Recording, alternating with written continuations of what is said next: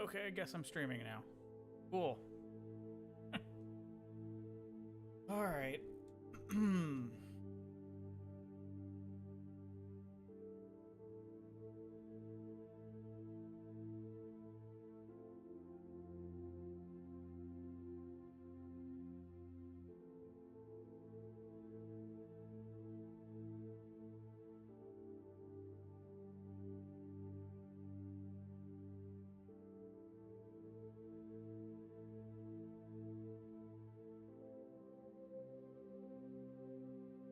I want to post to X. I'm doing this.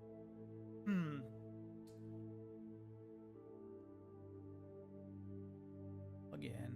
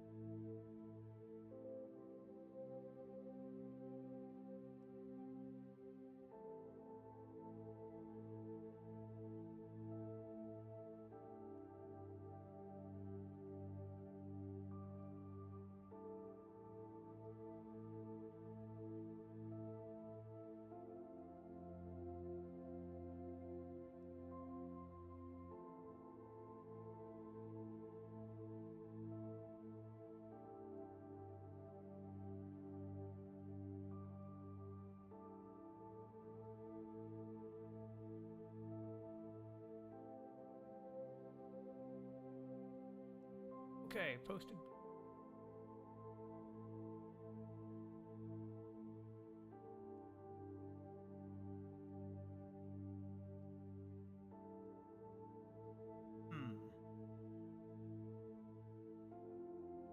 All right, so we've got music going.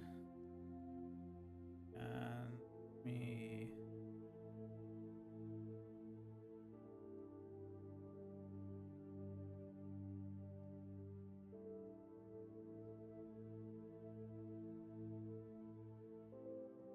With what I've got set up.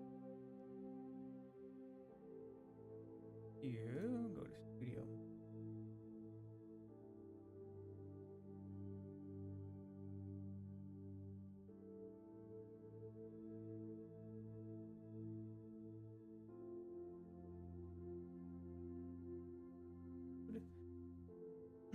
Okay. So I've got a little desktop machine going here as a VM. And I'm going to...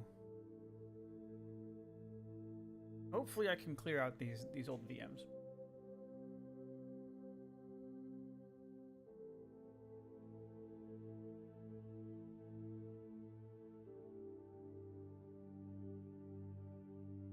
I don't know if it's different hit. Okay. So basically I've got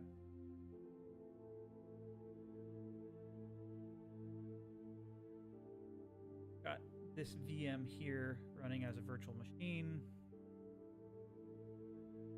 Yeah, desktop machine. Ubuntu. So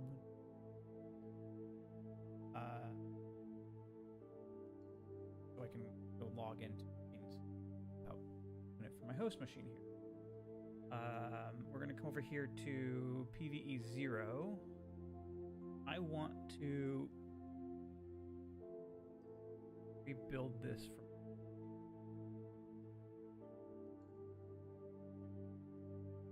I'm going to explain the... Oh, just a demo Proxmox. I'm going to just use 16 gigs of RAM. Playing what I've got on this.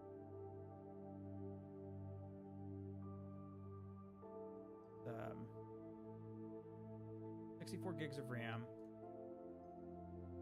Got 20 logical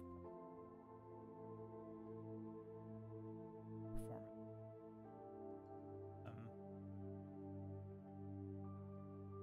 All of the VMs are on F.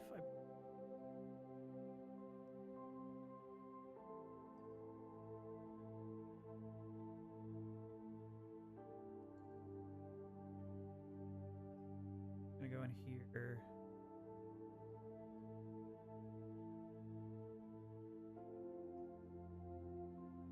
Everything's on disk F. I've changed.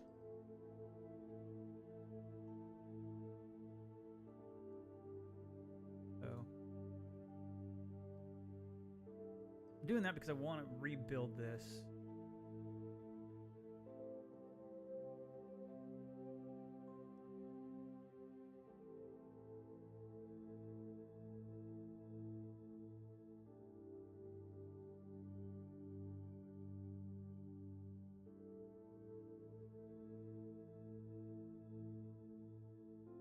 Is there a way that I can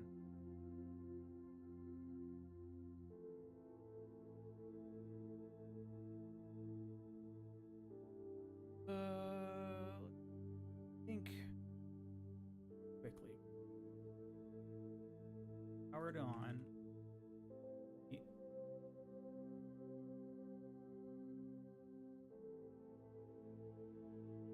Maybe it was F2. I'll delete. I suppose to do that.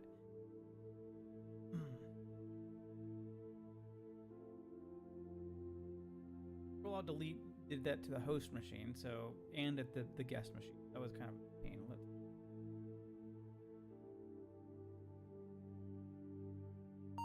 Okay. I'm gonna change the boot. First.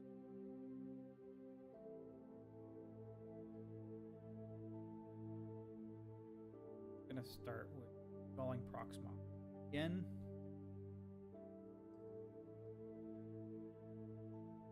As this boots,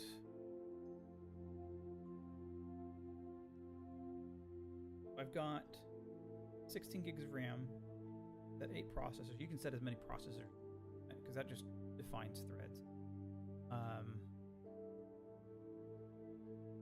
So the boot drive is going to be 32 gigs, and I've got 3 16 gigabyte SCSI drives here. That's going to be for bulk storage, and that can either be ZFS storage on large drive or a ZFS RAID, or what we'll try and set up is the Ceph again. Set up Ceph and use these 3 along with 3 across the other machines. And this one, which should be identified as NVMe and identified to the Proxmox server as a faster drive, but should use this as cache and send it to the. I don't think it's going to recognize that, and it's just going to probably bulk all 4 of those.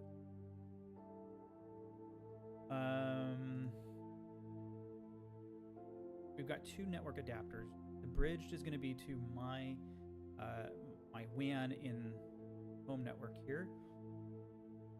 That's going to be like to site network, and I've got this custom specific virtual network. There's a host only network so that when we do set up Ceph, you have a true NAS machine that will boot up and have on that network. So all of the data storage to your LAN, your storage area, where all of your storage data go across this network adapter. Basic administrative web traffic, additional VM guest traffic to go through this bridge network. We don't need a USB controller. I think we actually do, so it can record. Don't need a sound card, but it's there. And I mean, technically we don't need it, but do during. Okay, so that's what I've got for this machine. All the other two machines are very similar. Exactly this. And we're going to gig drive. And like I said last time, Monday, swap sizes where your staging file, your swap file is going to go to. You set that if you had, you knew you wanted 16 gig swap, you put your swap size in. Max root is going to be your root partition. You can tell it what max size of root partition you want. Actually, and I just thought of it, I don't want a data partition. I set 0 max of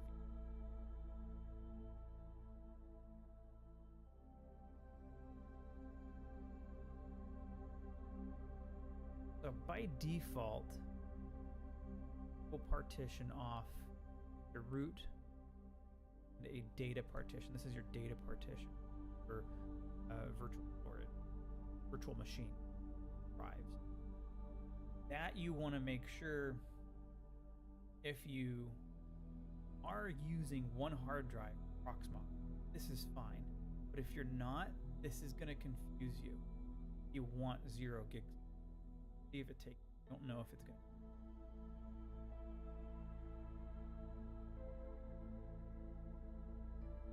Figure ZFS here.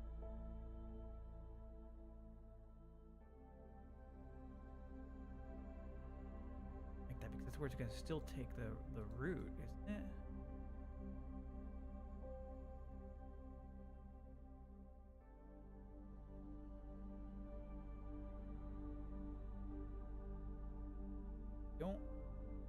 You don't want to do this because this is going to set up root partition on here. That's, I wouldn't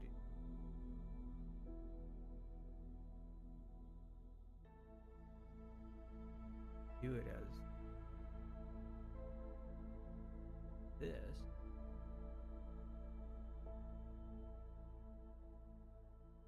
If you had drives, if you wanted to create a ZFS, like a RAID 10 ZFS for any one of the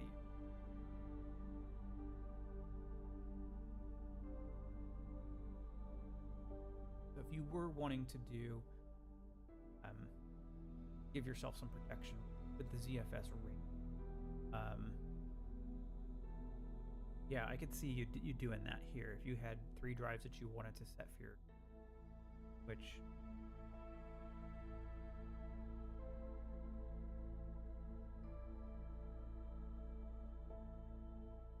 don't want to do that because I'm still going to set up Ceph. So anyways, back to the original design.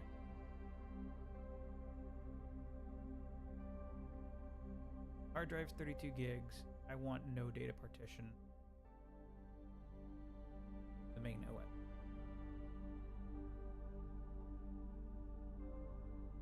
Let's see if that works.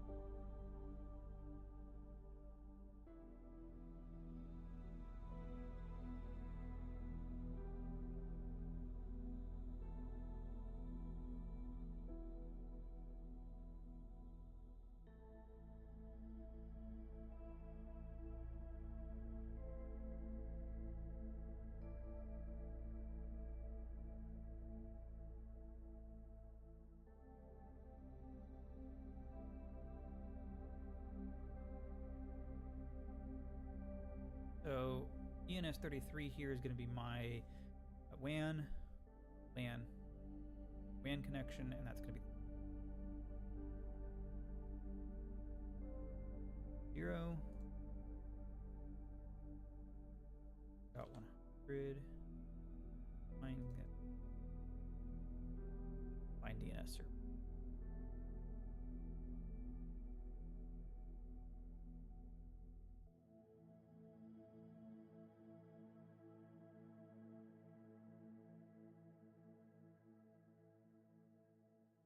So while that goes,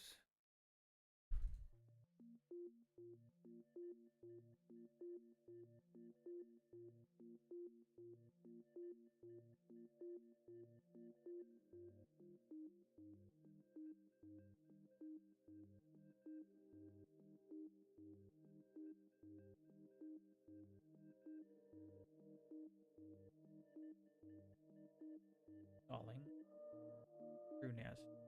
TrueNAS, I've got a 60 gigabyte host drive, free 32 gigabyte fuzzy drives data.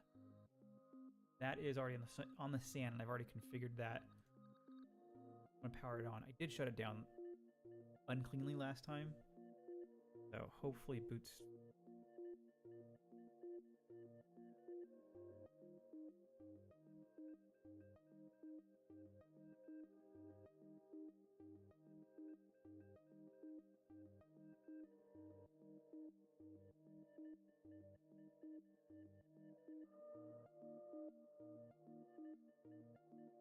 But one of the things you want to think about when you're building Proxmox is how do you want your system to look?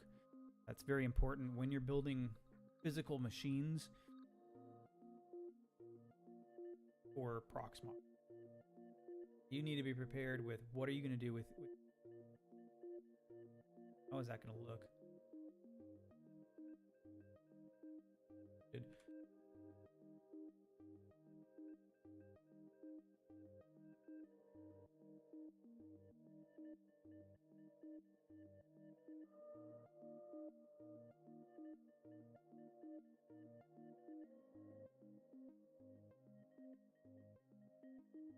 Root.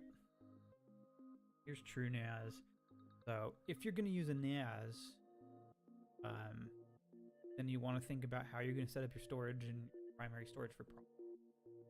You're going to want storage in a hyperconverged type of setup, is what we're doing here.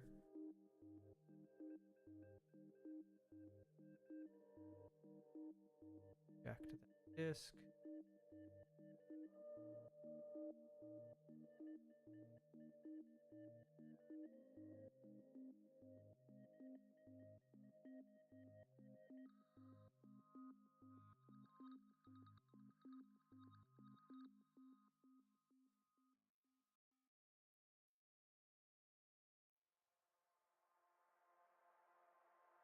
Boot.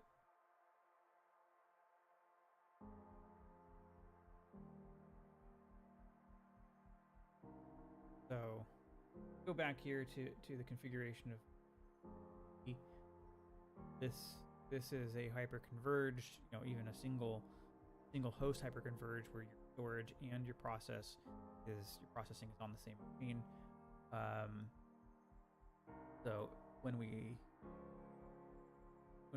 configure ZFS to host these drives, have that storage on. Go, we're ready. Back here.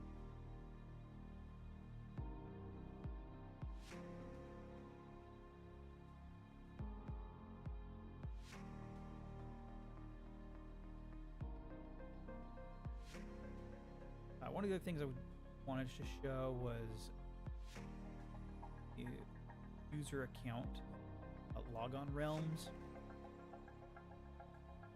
So once you set up Proxmox, I'm going to log in with root. I would definitely recommend security read. Create a new. We're going to do it with Proxmox authentication realm, Proxmox PVE authentication server. That way, when you set up a cluster, that authentication works all of them once going to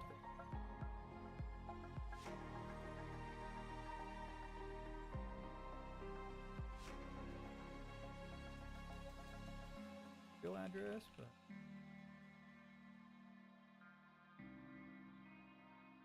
we don't have any groups set up, so that's fine. Created that user. But that would be the first thing I would say to do, right? Create your groups.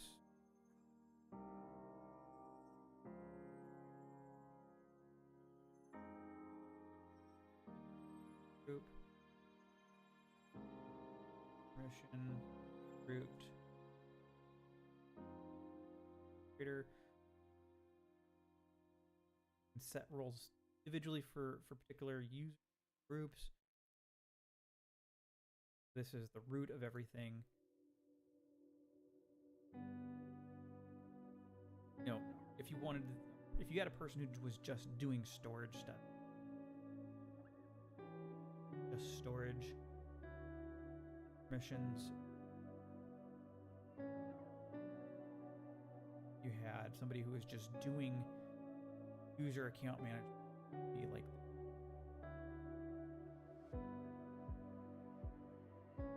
Otherwise, if you had an administrator who was just setting up VMs, I'm going to give myself full access here, so I'm in the administrators group. But the administrators group has a root, role of administrators, and we're going to roles. This is the permissions in those administrator for everything. Access to. If you're in a Active Directory environment, you can Active Directory server or an LDAP server or identity manager. Add that as your single sign-on kind of stuff. Within this demo I'm doing, using the PVE authentication server for the single sign-on for. Okay. So I'm going to log out root.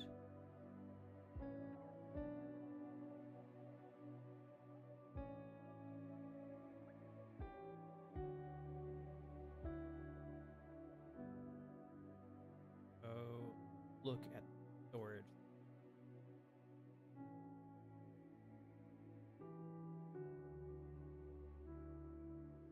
It looks like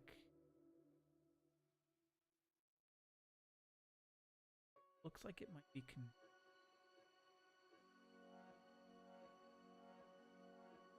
just have the local directory. So we have a local data directory is where we can put backups, disk images, ISO images, containers, and that's in the var lib vz path. That's a storage that, yeah, if we didn't have any additional drives, Proxmox sets up this directory structure that we can now put in VM disks and building stuff. So if I had a 2 terabyte drive as your install drive, looking back here at the disks, so looking at this, we have one partition for the BIOS boot, another partition for our EFI partition, and SDA3 is your logical volume, which is the rest of the hard drive with 30 gigs. If I had a 2 terabyte drive and I just set up that one partition in the installation, that would be much larger, and that directory would be much larger. What I want to see though is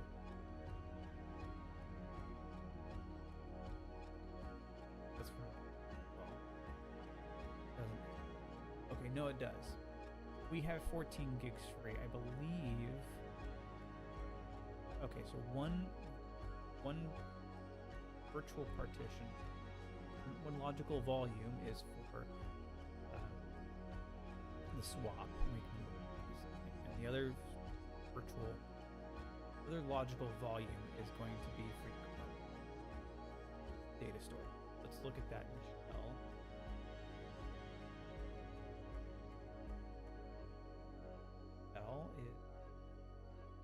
Because we're not using the root user, doesn't have Linux permission, now have to log in user. I'm going to use root.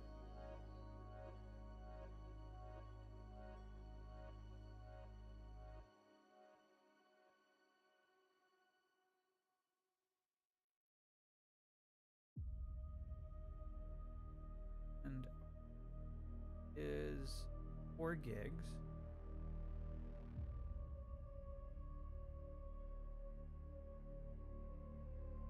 And it just took 13 gigs, 14 gigs for root.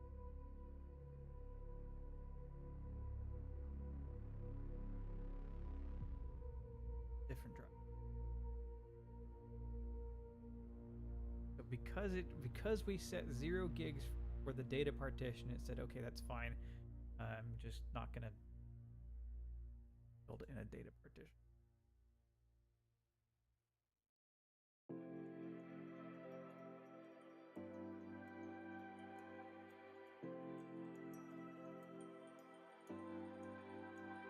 Now I need gigs.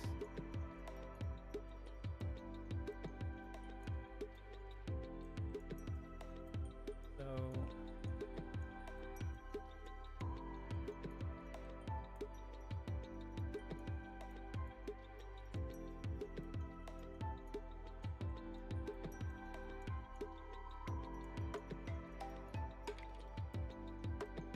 I hate Proxmox's drive setup. So stupid.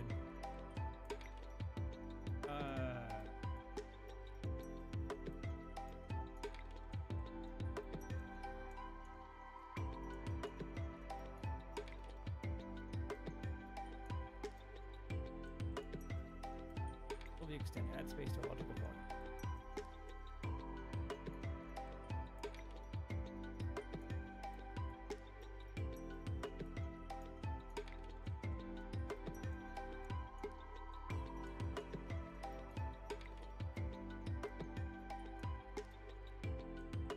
By a specified size.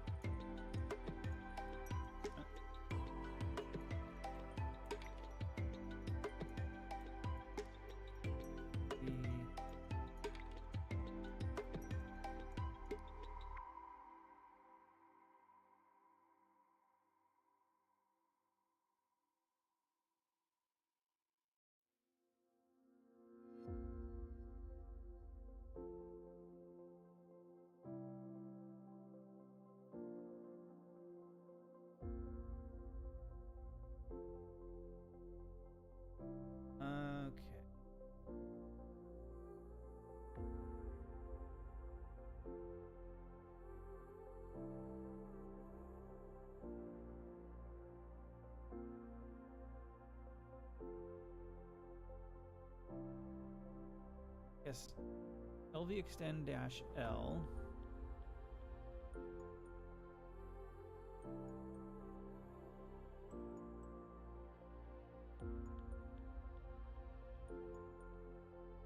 Capital L.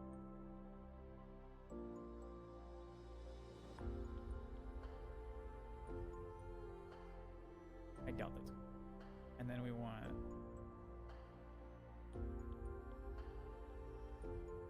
resize file system. And then E.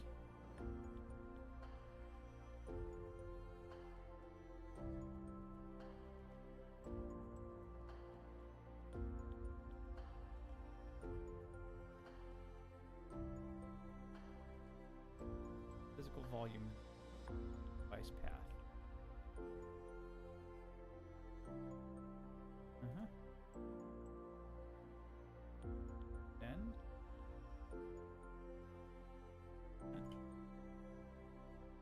No way that's gonna work. Resize the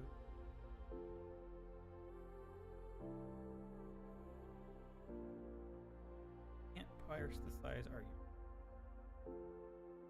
I don't know.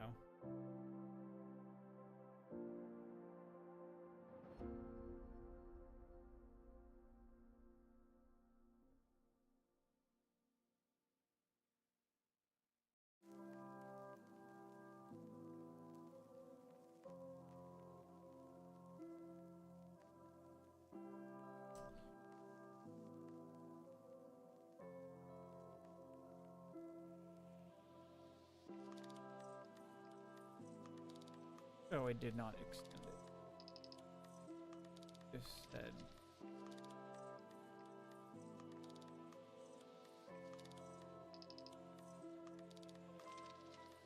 So what's 32 minus 4? So let's say 28 gigs.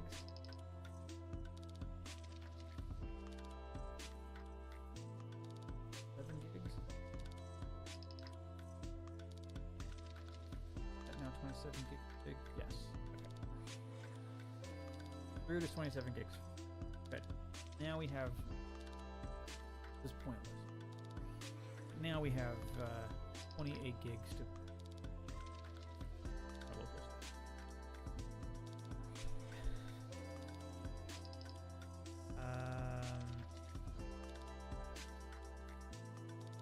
Wipe these.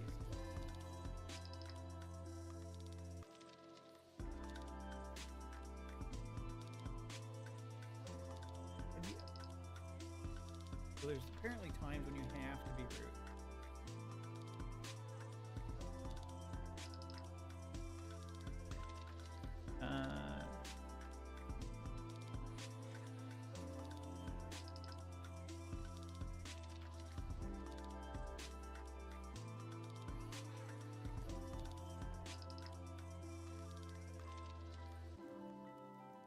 So, but I think, yeah, a holder, it's theft, so pointless. That. I wanted to wipe them.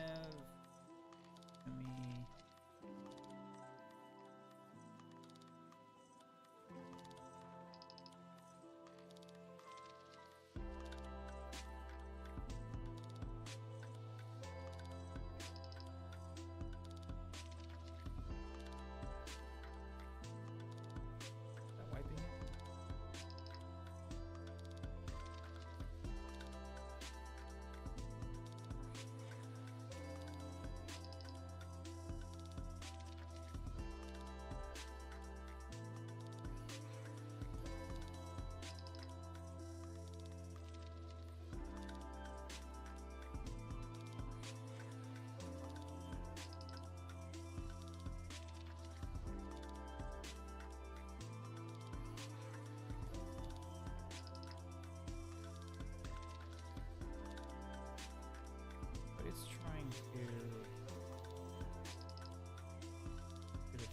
bit of white.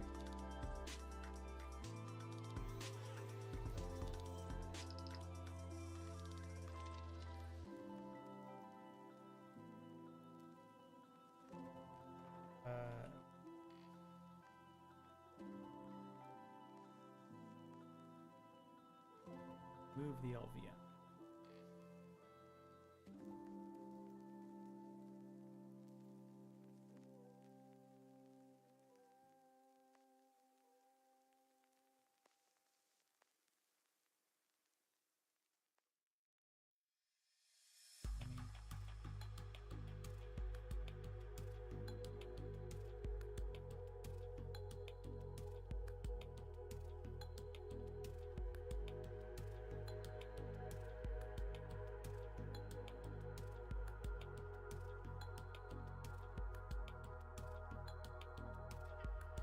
Okay. I can wait that.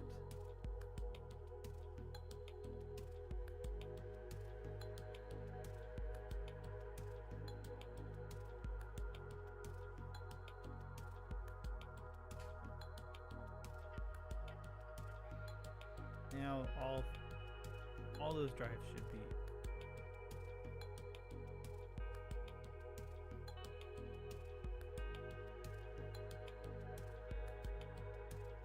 It can be fun because I get to do that on the other drives too, on the other machines. Okay. So, now, do this. We're going. I don't know how to do it. Ubuntu. But, what we're going to do is we're going to create a VM. This is going to be. Oh, you don't have any resources. Force it to start a boot and give it a shutdown, a start shutdown order, but we're not going to do that.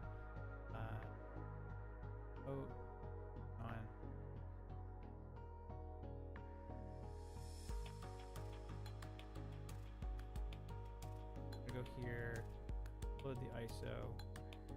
I don't even have here.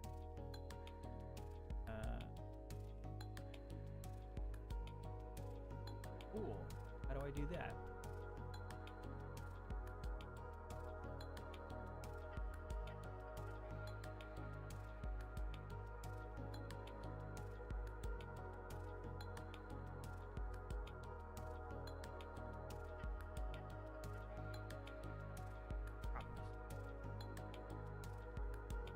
Gig. 3 gigs.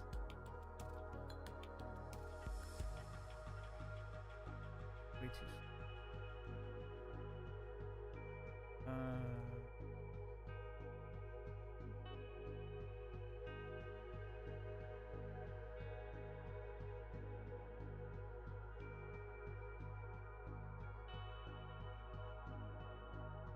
Really?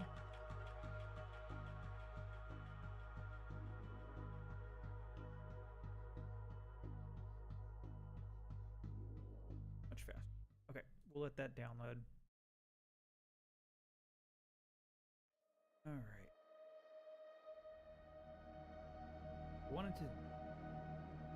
Wanted to show that I can build the VM. Actually, we can still build the VM. And we're going to VM 01. We're not going to give it any start or shutdown order. We don't have any resource pools set up. We're over here to the OS. We'll use a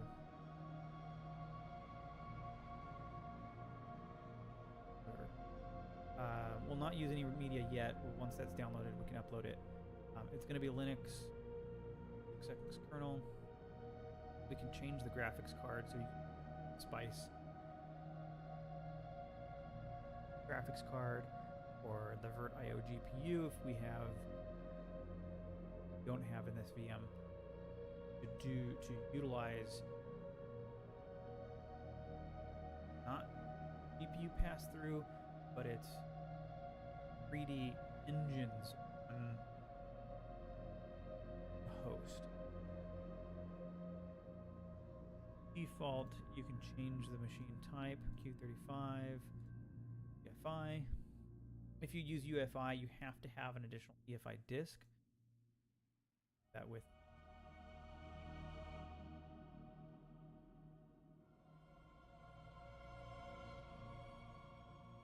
find your fuzzy controller here. Wanted to emulate an LSI controller, a Mega RAID SAS, VMware or virtualized SCSI, or the VirtIO SCSI, which is SCSI.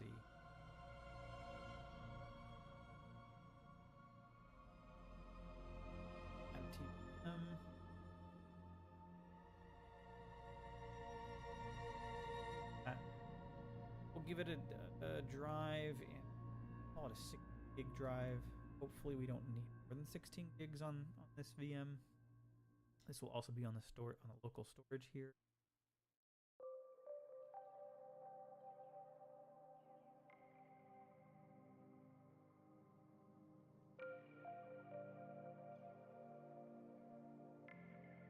And bandwidth setting to the drive, so if you wanted to simulate some worst case scenarios, you can do that.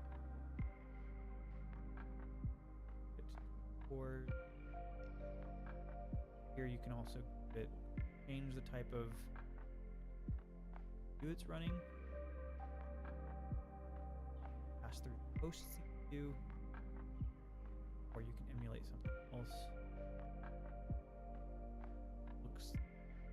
Looks like Proxmox recommends the G2 AES with new CPU, but I'm just going to pass to the host. Again, you can give it some worst case scenarios, give it a CPU affinity. If you had NUMA nodes, you can have it understand the NUMA nodes and process RAM with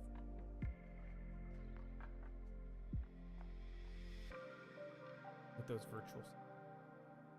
That if you had more physical processors, enable NUMA to believe to make that better in those situations. But if you only have one CPU host, and amount of RAM. Give gigs. It'll be a ballooning device. Ballooning device means that it will start with no RAM, and grow that RAM over time. The ballooning driver itself can tell the host increase it by this much, and it will start to shrink the RAM space. Have the installed in the guest machine. Otherwise, if it's not a ballooning device, it will grow, but it'll never shrink. I don't know if the drivers for it, but we can download it too. Now, the network, we only have one bridge, which we didn't go over the network. But we only have the one bridge, and that's fine. It will be firewalled, and then set up what model of network card you want for the guest. You want the Intel E1000 series, the VirtIO, again, the Red Hat virtualized driver, Realtek driver, or network card, and you'd have to install those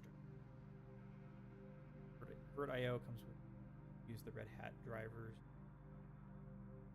And there are drivers stacked for Windows. Fine, we'll get started. So now it's creating the VM.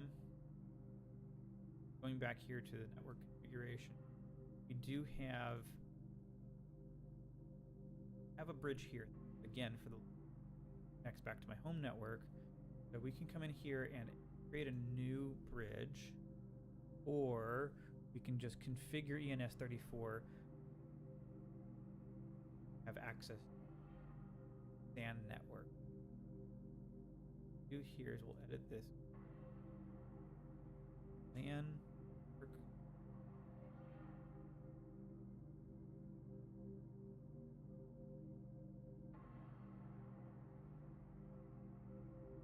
Gateway, because we don't need a gateway on a SAN.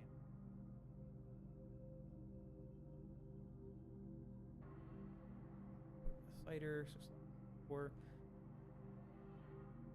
so I don't need to bridge it. If I had a VM that needed access to the SAN, like if I had a server that was going to be a file server, and you wanted to give it SAN access, do that. Bridge this to another VMBR, another bridge, and give VMs access in that network. What we're doing right now as a bridge is we can now give this machine access to that bridge there, the LAN. So that's what bridges provide within the context of Proxmox. One thing I do like about Proxmox is it does use IF up down 2,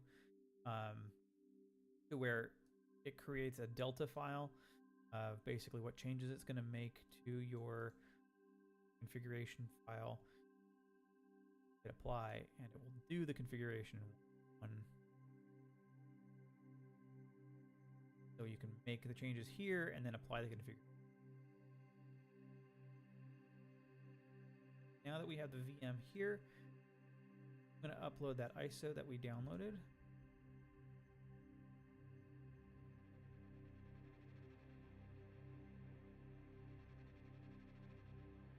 So,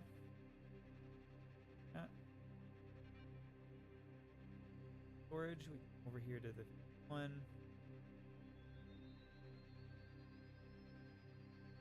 Device.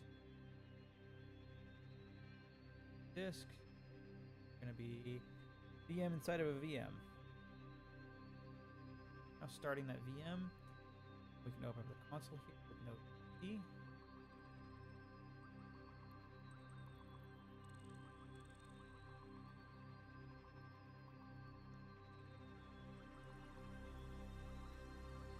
I don't have. No, it's good.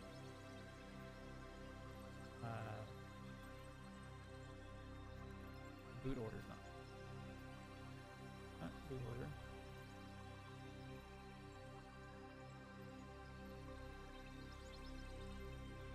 one thing you need to change. Your boot order if you don't have happens. Sure. Start loading that ice. No?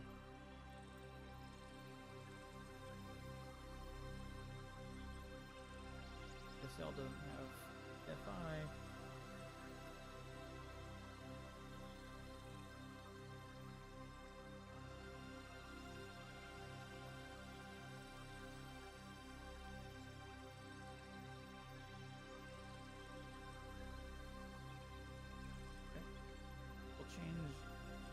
Change the BIOS back to CBIOS, the UEFI. That's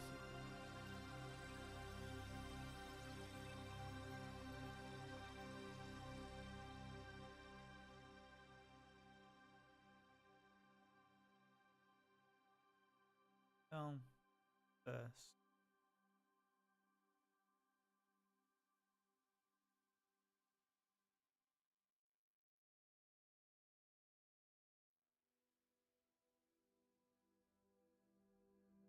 VM inside of a VM.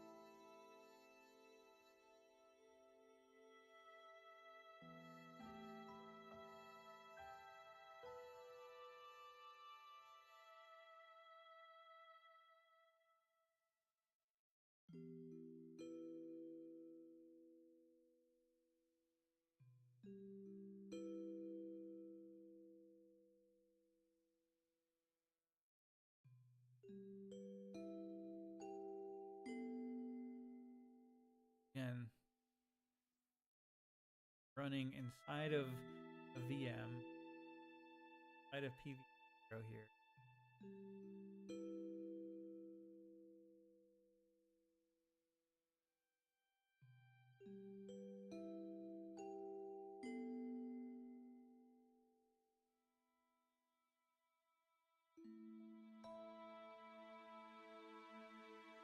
Memory use.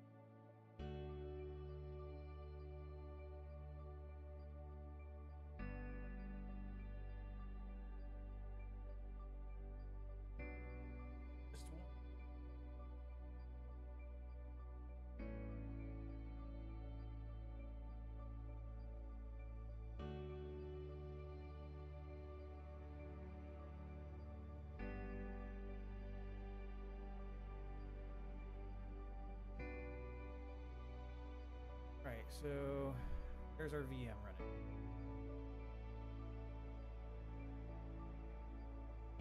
Summary here showing basically itself. We have a VM.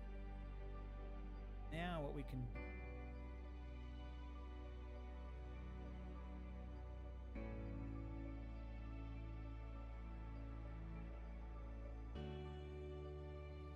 disk, there's our disks. Don't need those two. That's our. Do need this. The other two, I believe, one was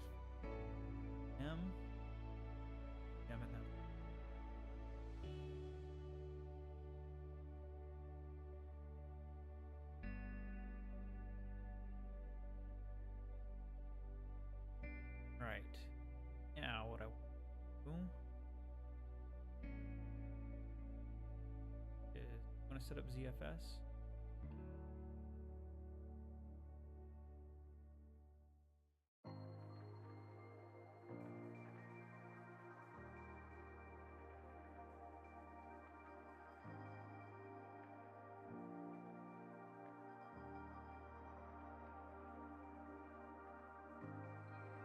I was going to do it as a cache, but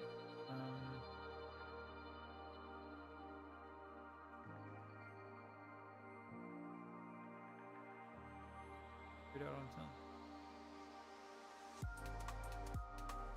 Go. See, that creates your ZFS pool.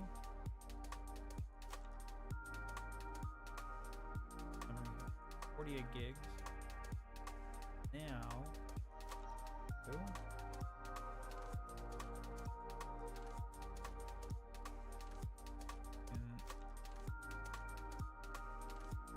Over to the Z pool.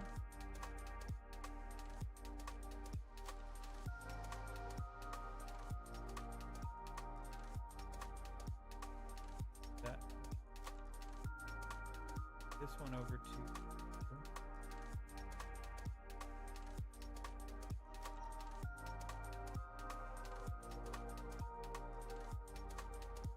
Because we don't need that one. Not move.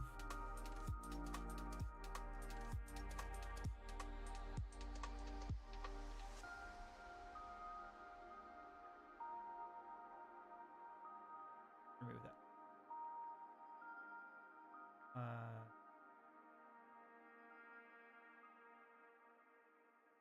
That's done. So now the VM's still running. File manager. That's still running. Disk is.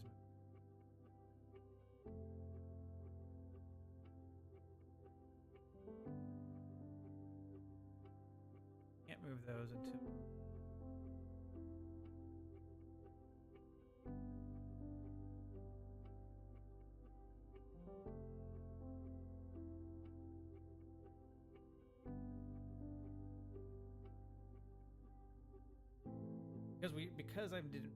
Because DSL didn't need UEFI or doesn't boot with UEFI, we can remove those. Because it's not encrypted or anything else, so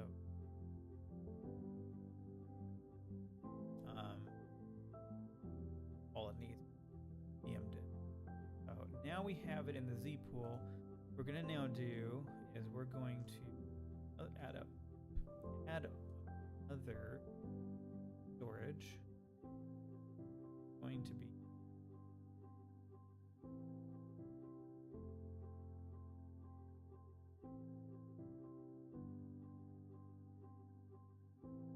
FS1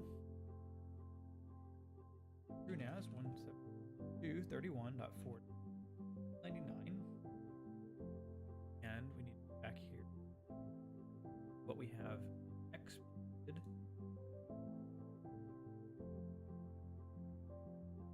Need this full path. Mount pool 1, data set 1. We'll use it for disk images and containers. No restriction.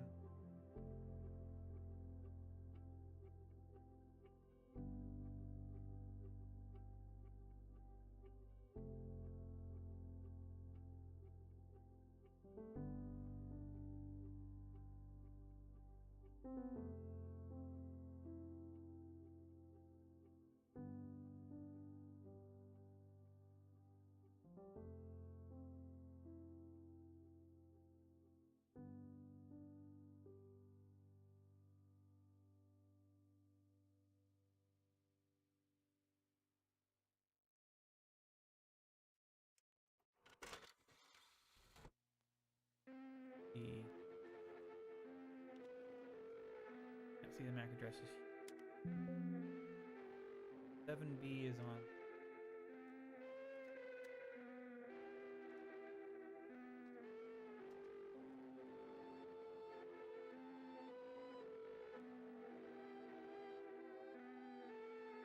Worry about showing me the map.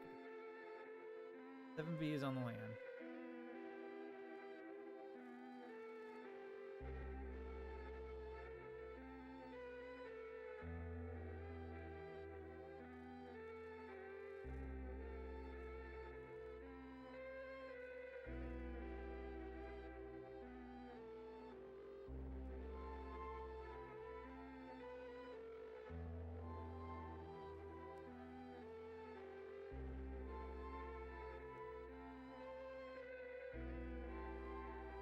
Good. Okay.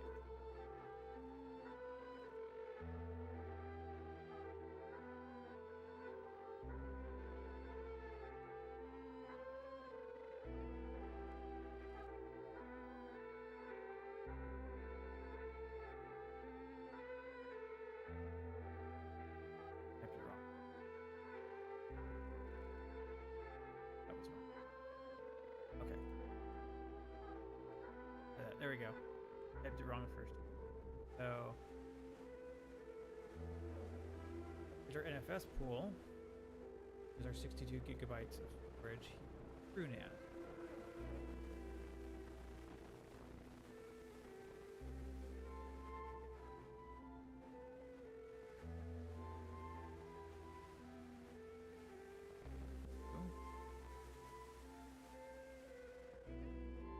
While that VM is still running, we move the storage over to the test pool.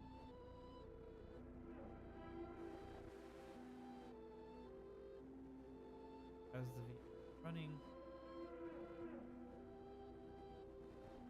So, as that's taking its time,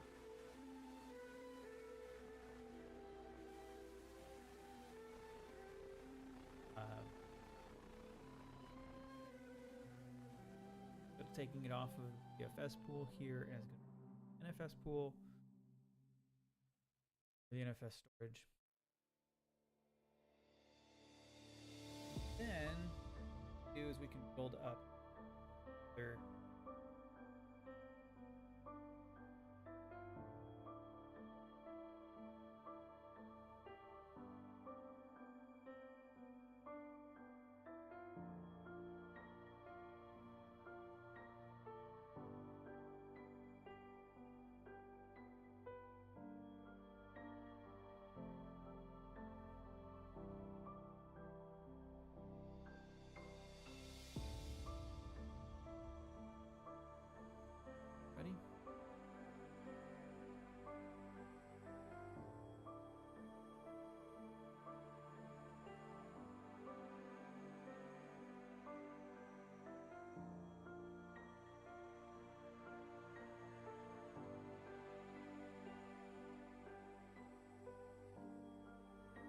working.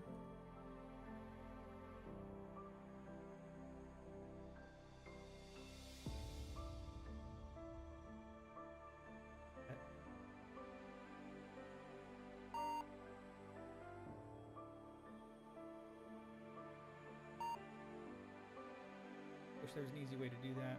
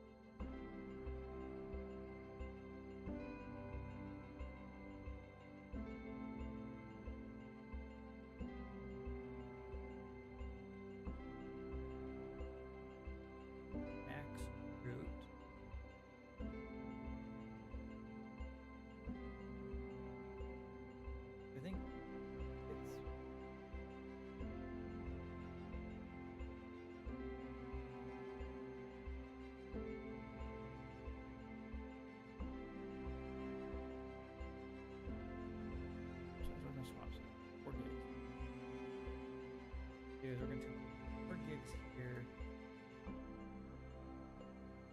27 0.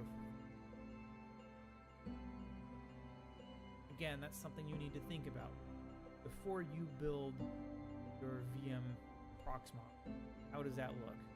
And you may need to go through this installer multiple times unless you want to install from Debian.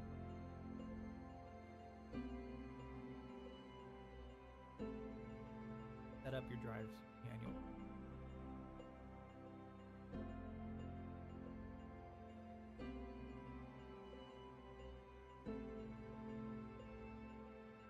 Name swap. Forget. My root is going to be 7.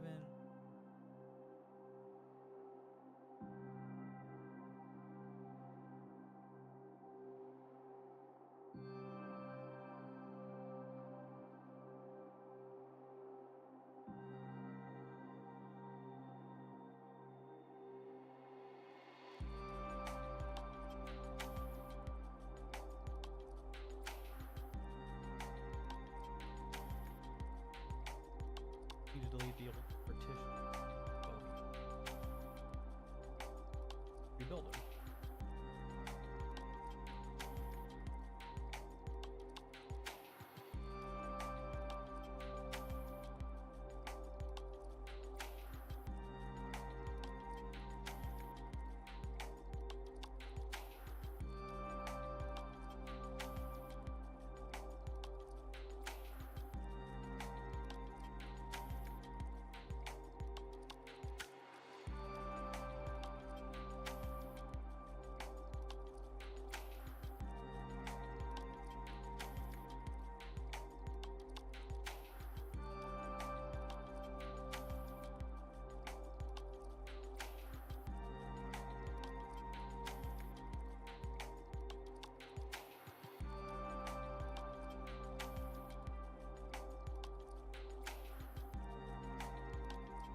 Way to just disks.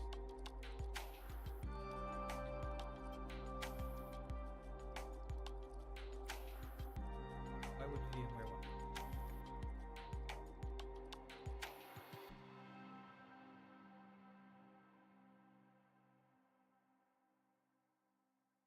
You can disconnect your network adapter.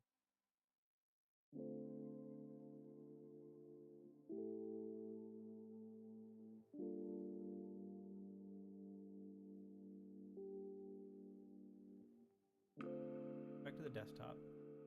While those are doing its thing. VM still. Move has completed. While we're here, let's repository. So by default, it starts with enterprise repositories. We'll enable the enterprise repository. And we're going to add no subscription.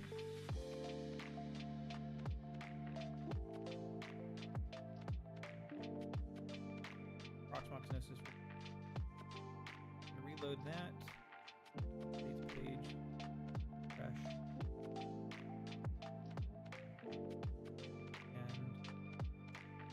And look it all. Update.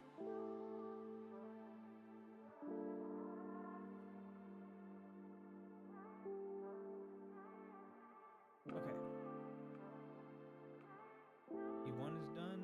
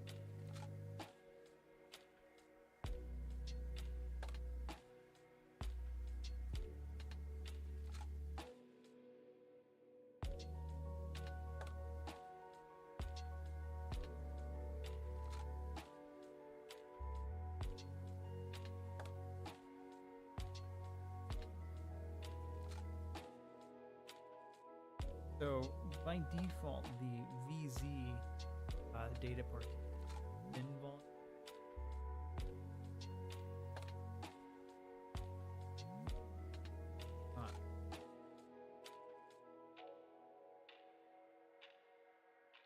Here's our second PVE all set up, all cleaned, ready to go. Now want PVE0, I want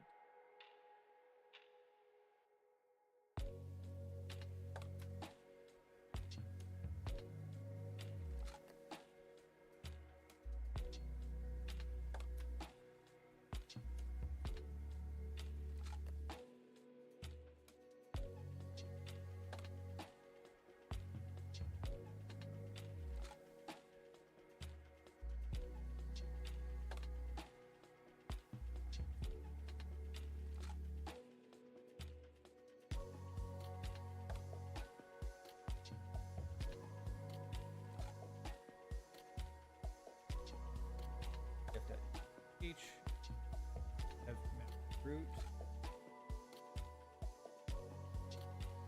Okay. Now we can go.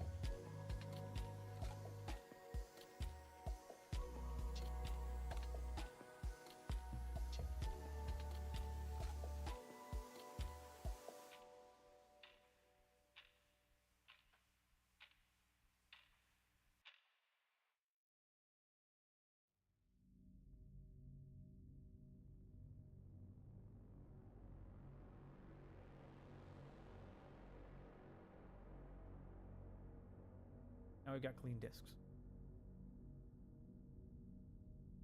What we now need to do is come back here and we're going to remove this pool. Has nothing left on it, so we're going to destroy it.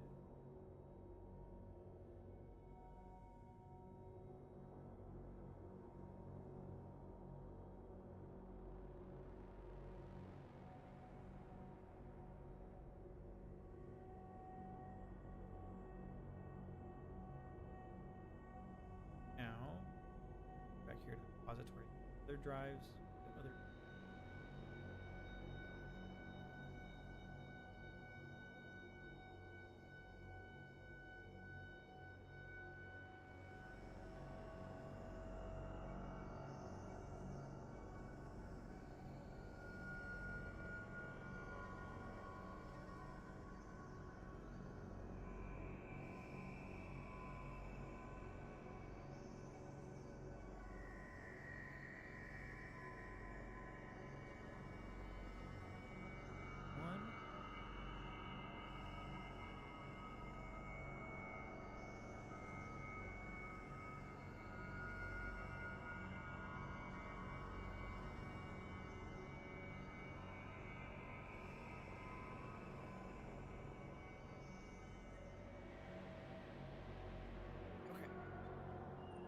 This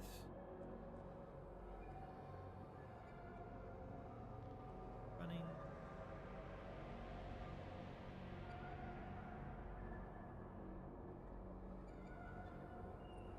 Something note here, if you don't know this, I've heard other people mention this incorrectly.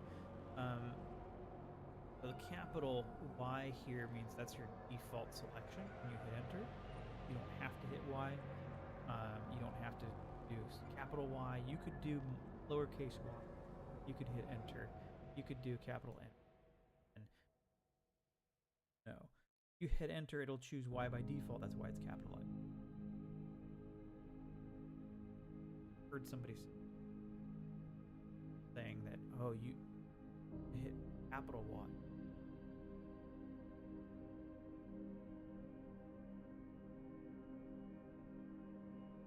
Okay, so those two are updating. While we're doing that, we're going to go to the data center. Cluster. We're going to create a cluster. Cluster name.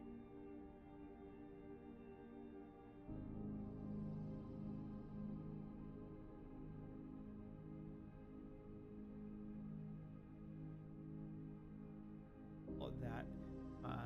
We can choose which network we want to be the primary communication.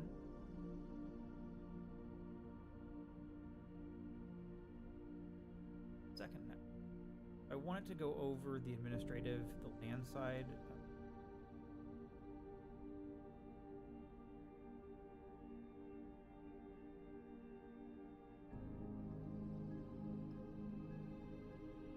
Do it over the SAN. We'll do the LAN as a backup connection.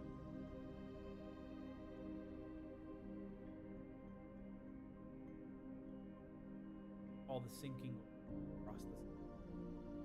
Add a third network. Something like that. All right, so we have the cluster stood up. Cluster 1.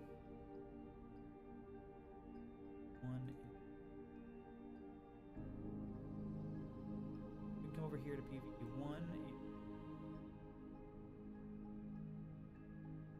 Have this join information. PVE1 to join the cluster. Join information code. And root password. Then you want to tell it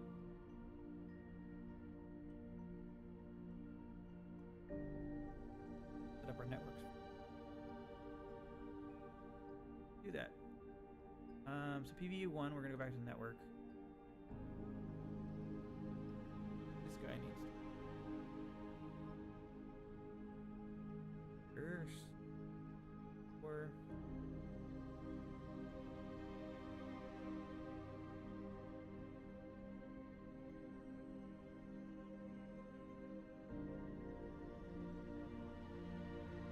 one thing we needed to do.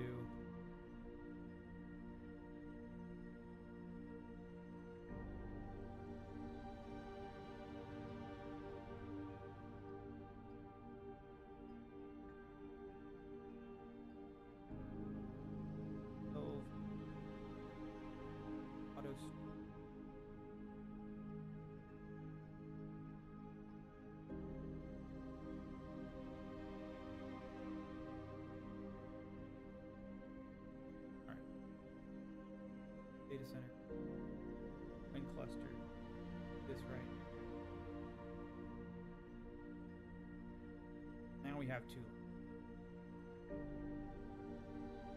Here's link is on this, and now we know what network we're looking at. Our link is this one. Here's link. Now matching up to Nix, knowing which.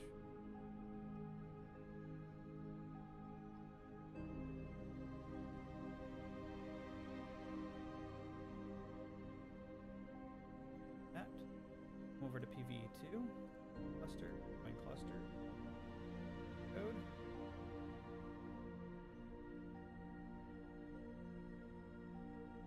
Password, addresses, go.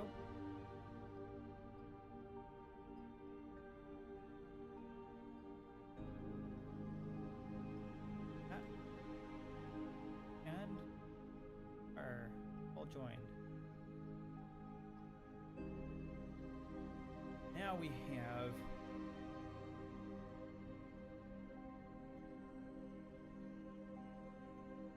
all three Proxmox virtual environment servers connected to the data center. We see 3 nodes online. We have a total of 46 gigs of RAM across all 3 of them, 24 CPUs across all 3 of them, 137 gigs of storage. Don't believe is accurate because that includes the NFS share.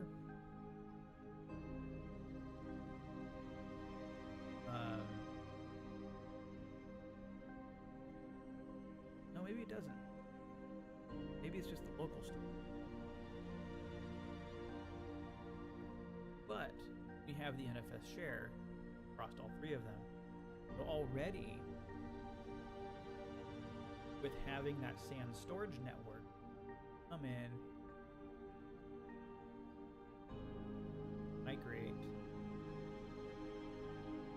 to another node from 0, 0, right? But I've still got this machine running here. migrate that to another node.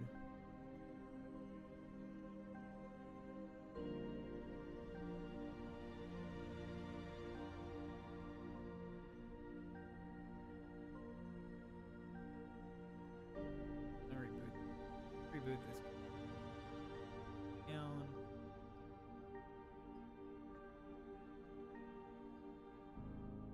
Put them down. Proxmox kind of cleans stuff up here.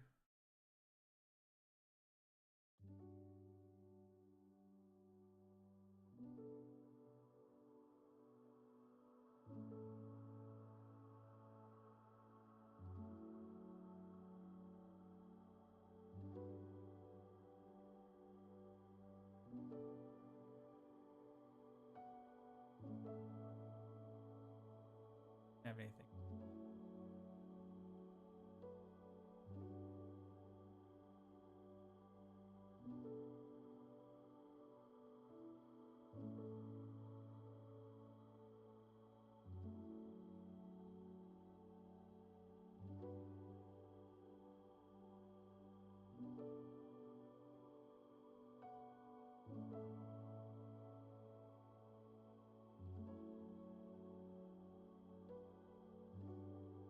There it is.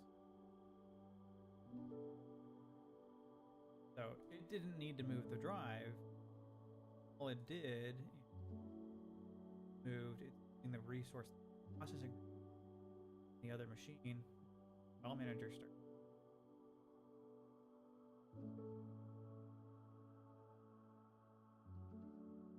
Disk access is fine. What it did was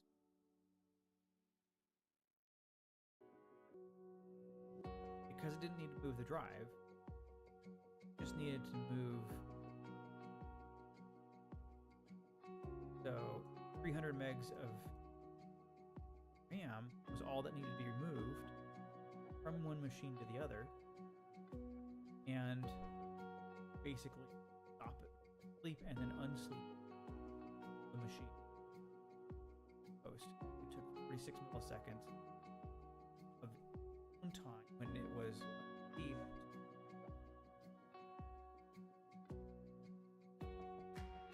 I think that's really so cool to see that these two hosts discussed that here's all of the RAM of the virtual machine, and okay, go ahead and boot it. So that's now that machine is running on PVE 1, but the hard drive is still on NF. So what we want to do now is we're going to move the storage from the to. We don't need to. We're going to do local disk, local storage. While that's going, we're going to install set.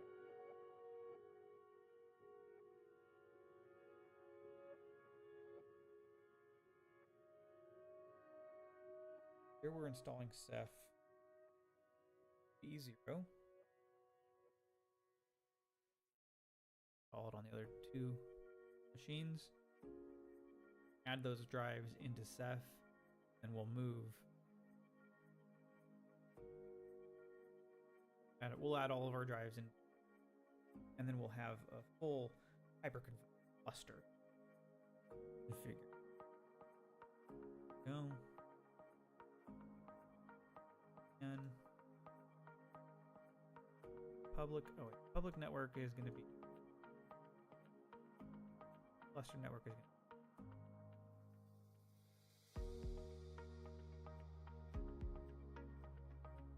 to go. Ceph is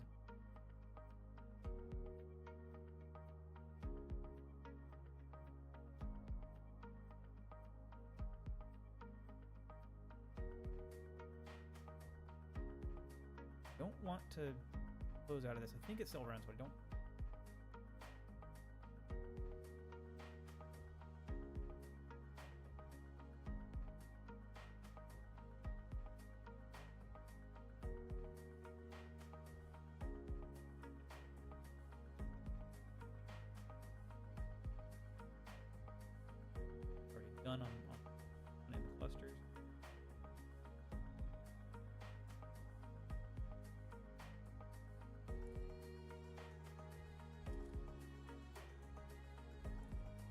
Still moving the disk from the NFS to the local.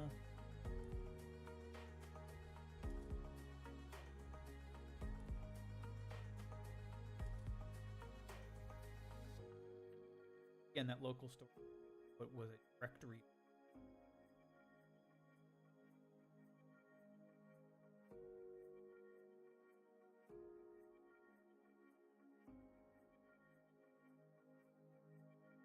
Okay, what I'm gonna do now.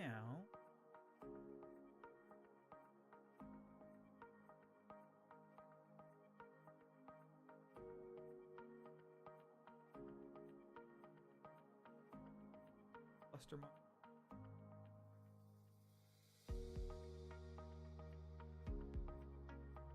One manager is fine. One monitor.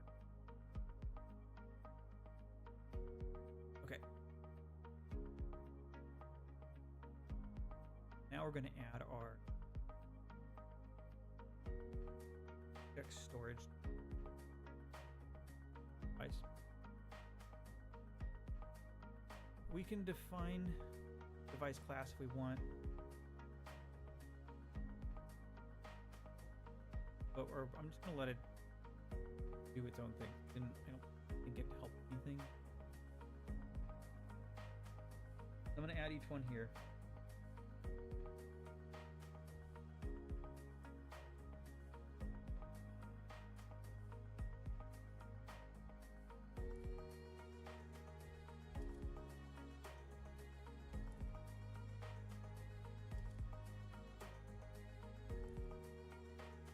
There's our disks. This one. I think it's these three.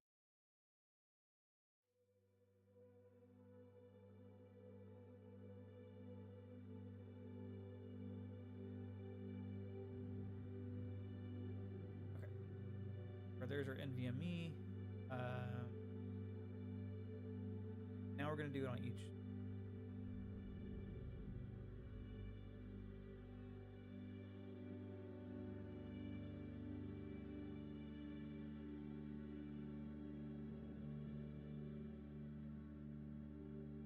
Sometimes you can close these little task applications because they're just letting you know that it's doing things.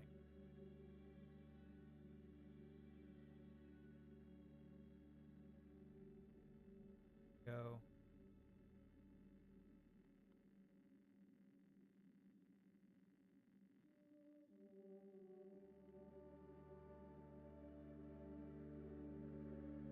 Don't think you need to wait for it.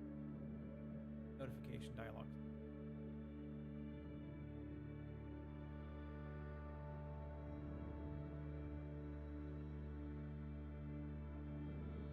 Right. Now we've got basically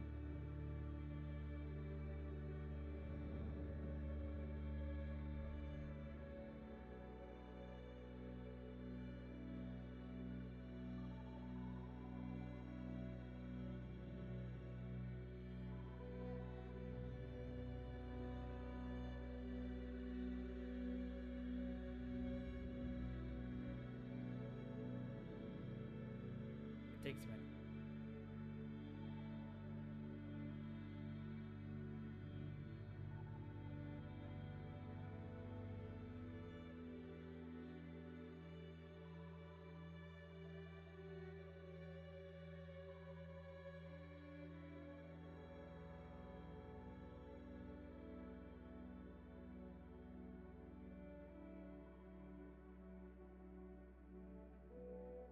Using those objects. Where devices are.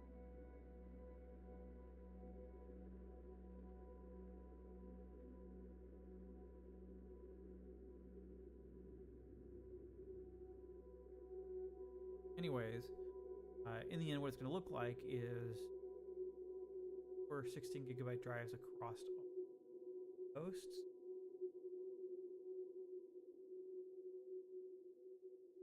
Cool.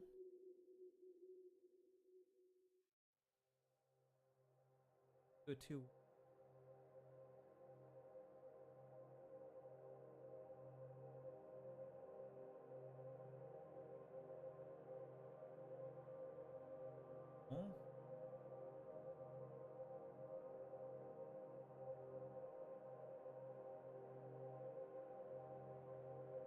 You don't need more than two copies of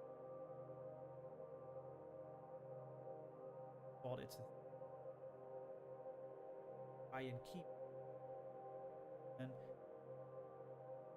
that's basically mirror across all. Had 6 systems, five or 6. But in a demo, you only need 2.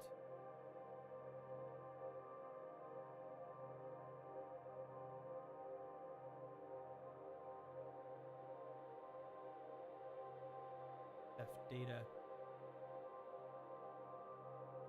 pool is now added to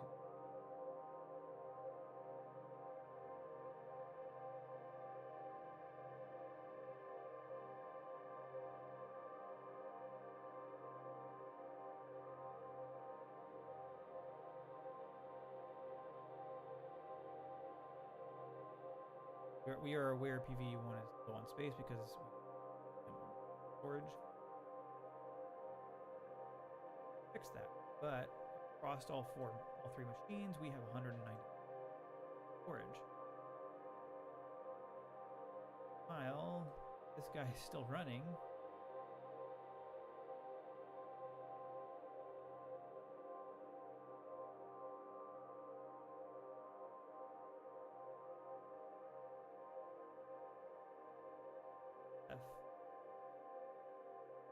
here it actually says available capacity is 96 gig.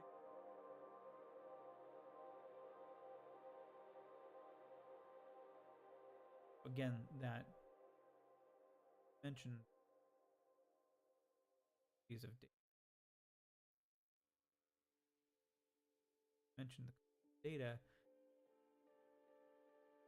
We have 191 gigs across all 3 servers, but because we have 2/3, have 2 copies of data, thirds of 191.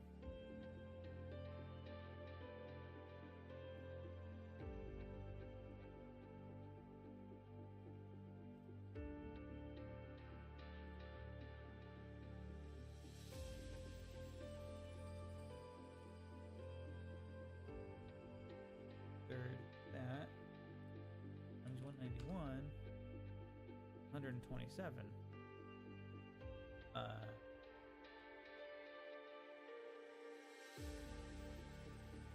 So there's other storage data.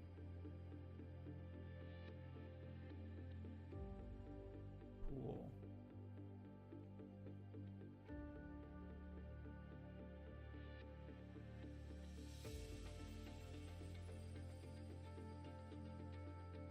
I don't know how it cut. Thought it would copy.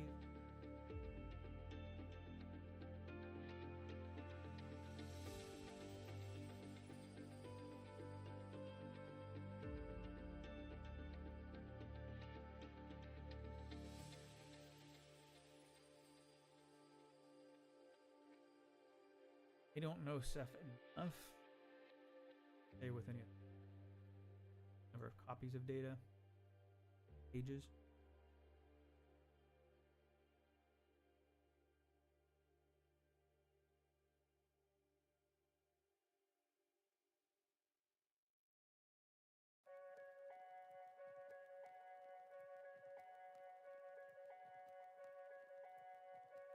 We can see that the disks are being used as it starts putting data across all.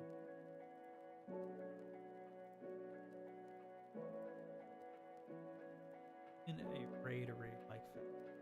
It should be going to the NVMEs first and then going to the hard drive. Looks like it. Here.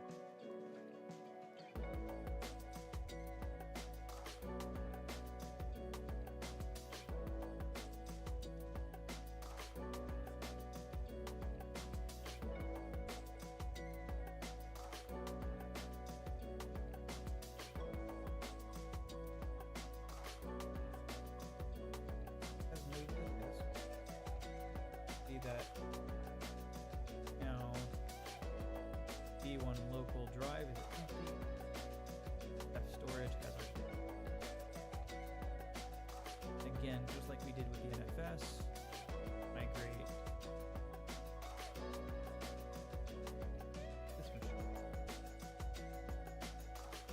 And running, fine, and down, back up, running just a little bit of experience.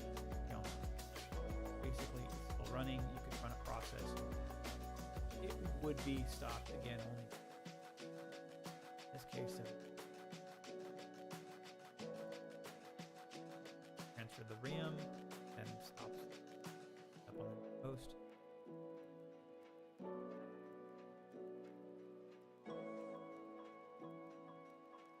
If says here even the migration downtime limit, so if you've got if it takes longer than 100 milliseconds to start on the other post, it will get on original host. So it has a little bit of fallback there. It doesn't recognize the test has started. So let's see, what else can I look at here? MVMs, dates, containers.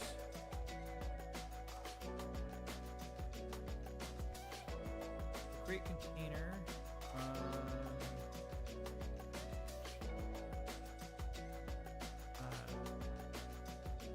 Alexi. Fish. Privilege.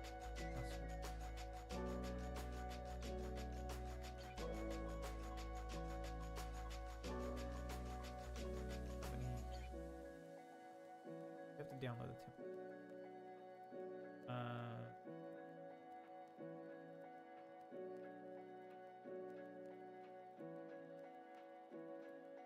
Look what templates that Proxmox has.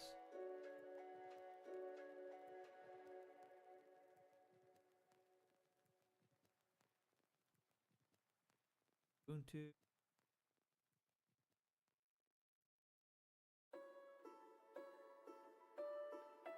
Phase.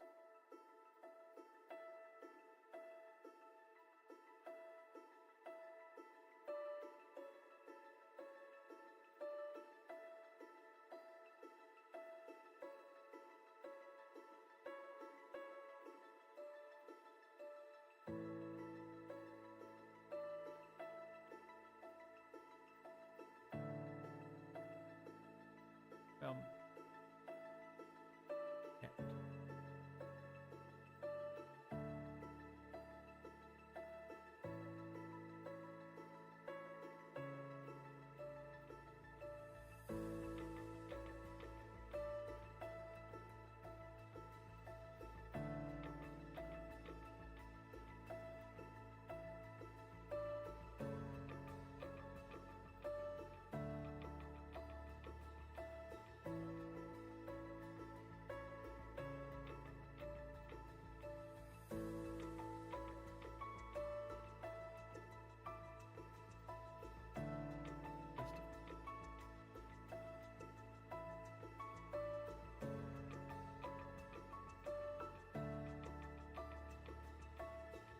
It used to.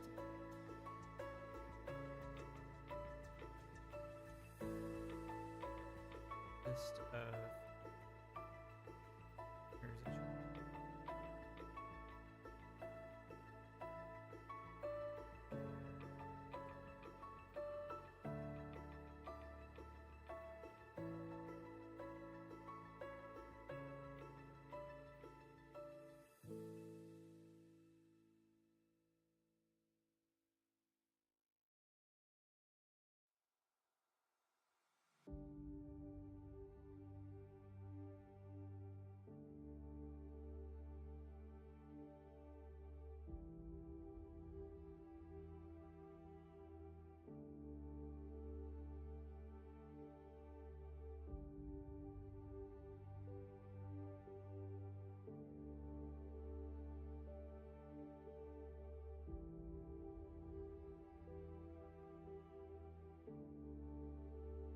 Nuts.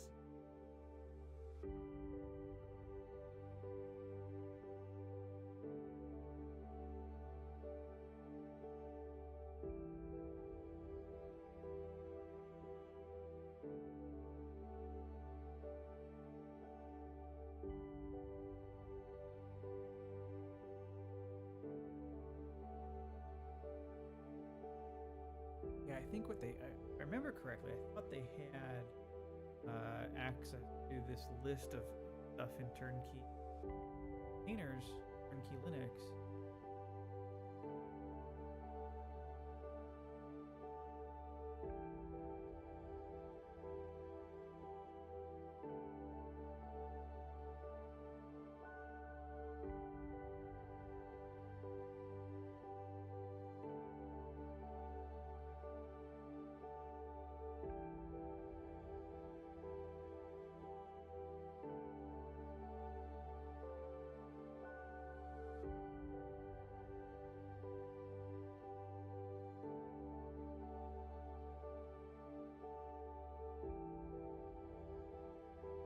I want to download.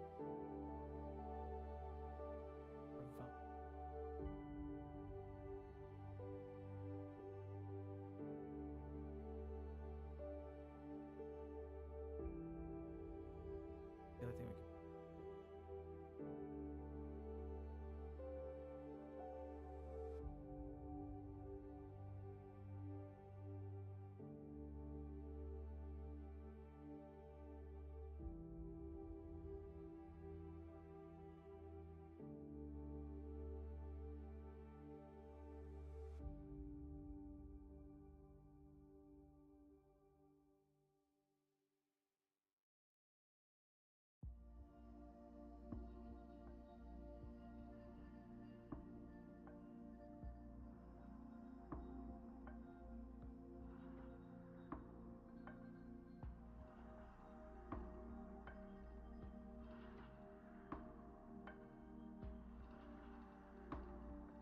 Doesn't like.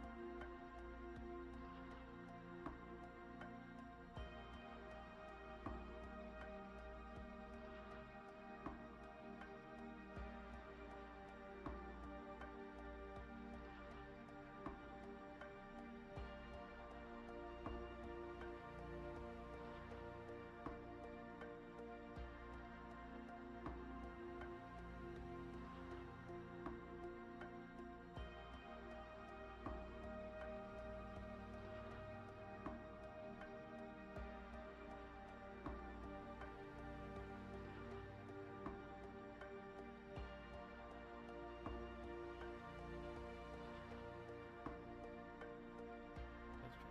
File extension. File extension.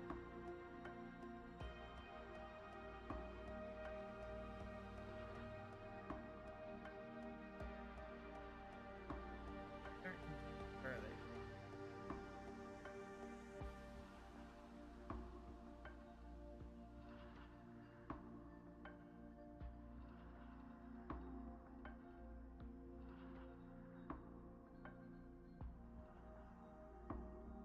These are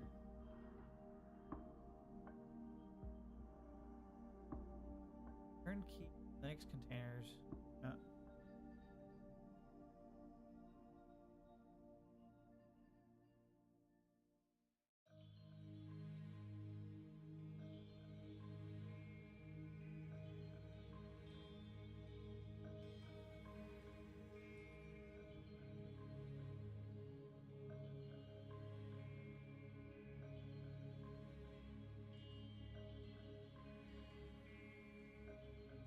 Okay, these are not all.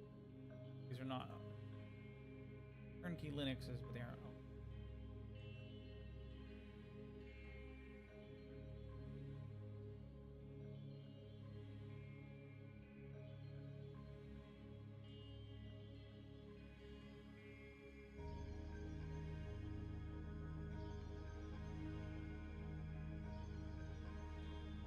Okay, I'm done trying to figure that out.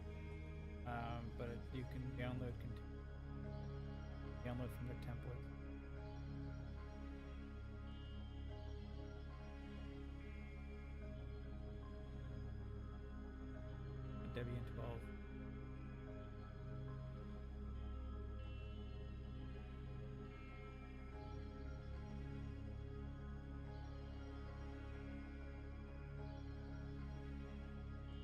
other thing I wanted to do was show backup. So, because I did set that backups, does go ahead and put one. I'm gonna run a backup.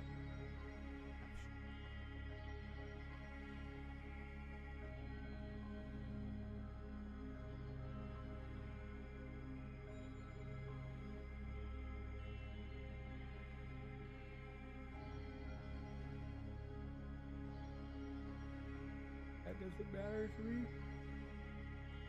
So, what that does is it pauses the VM, starts the VM back up.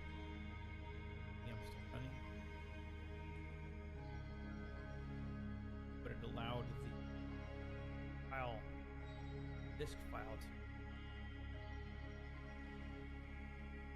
take a snapshot. Now it has.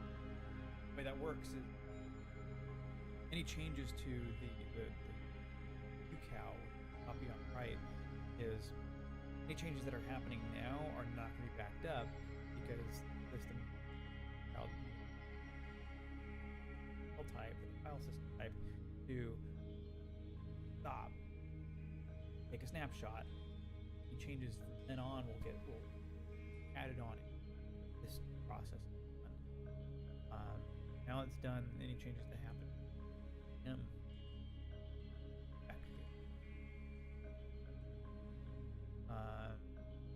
so there's our VM. There's our backup.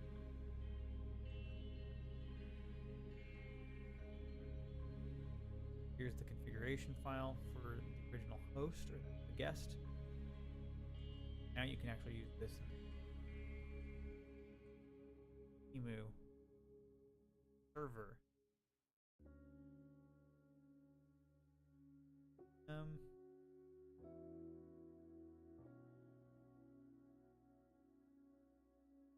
Protection, I believe, just makes it so you can't delete it without going, okay, turn off protection.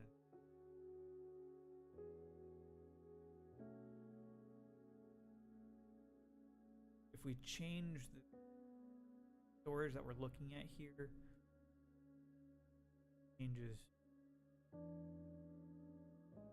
you're looking for. Now that backup is.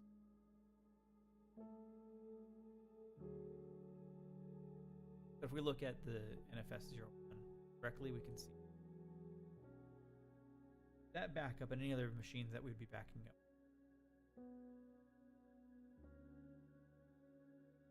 If we had multiple snapshots, prune the group of this one to a single, whatever we want to define. Want to keep an hourly backup or date. Want to keep the last 2. Keep the last 5 hours. Backups. We're doing backup.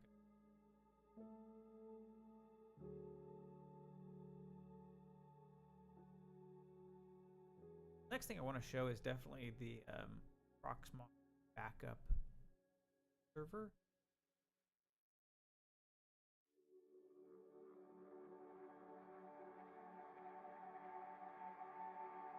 Already been.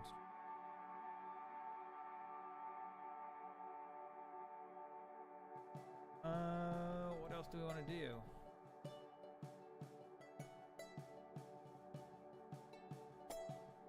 That's the basics. There's basic how Proxmox works. That's how you set it up. You set up the cluster. You set up your storage. Do migrations across.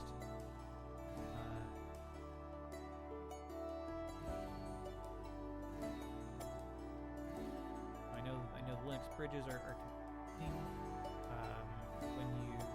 when Proxmox creates its first bridge, this is your host IP address. This is your host's IP on that bridge. You can create a bridge that has, first of all, no IP address and no bridge port. So at this, logically,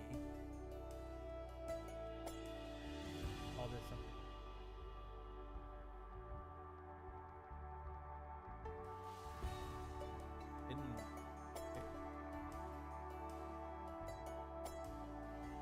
So this, the host doesn't have access to. I mean, it would, in a sense, but it doesn't have an IP address on it. It has access to it. It could monitor it whatever it needs to, but it doesn't have an IP address on it. It cannot communicate on that network. Where we can create another bridge here, and we can put 192.168.1.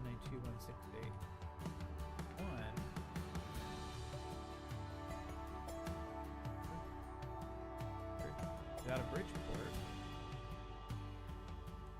Now, this is another network that what we do is I come over here with our VMO, our network device, put it on VMVRC bridge.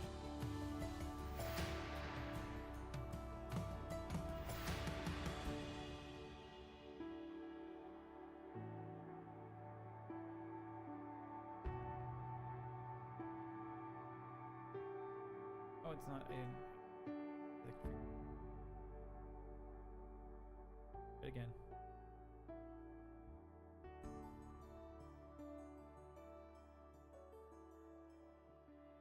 Okay, so now we're on bridge 2.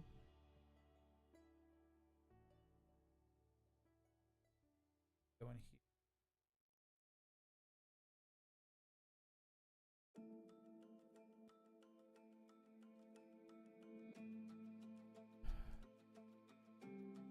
I know.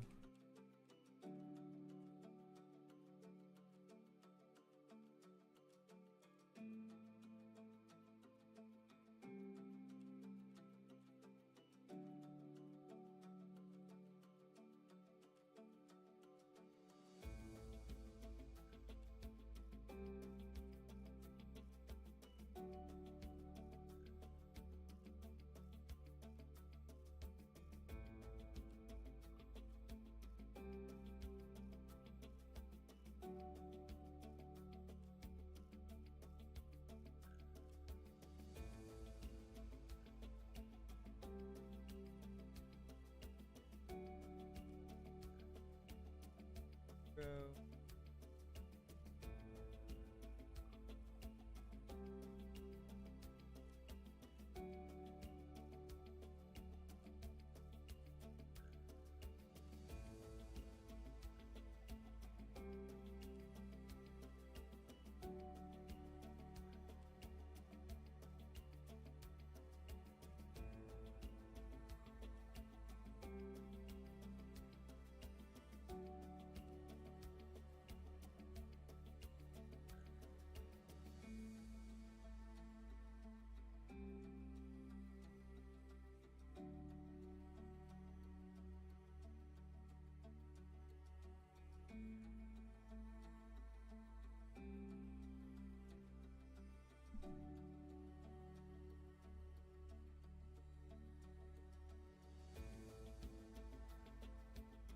Now, so we moved the interface, like basically taking that cable out from the bridge 0 and then onto bridge 2. You then set the IP address here, and now I should be 192.1 and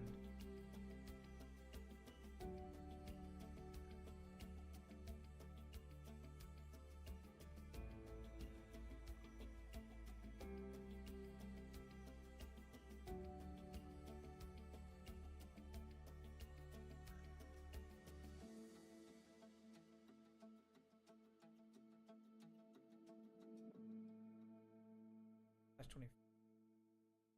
There we go. Now we're pinging 1.1, which is the host there on.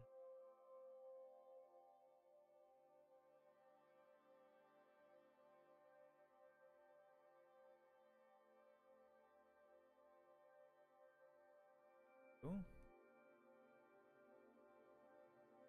1.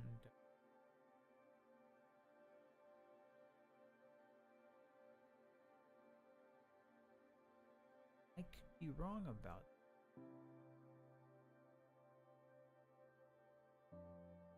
No way that's gonna work.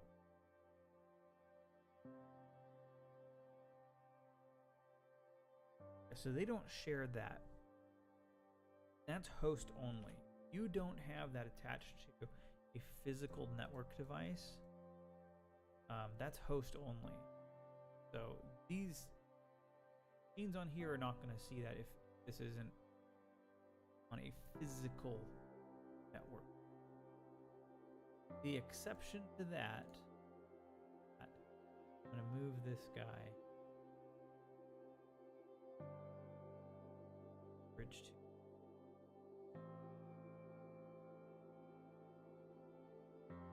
We're going to delete bridge 1 because bridge 1 is real.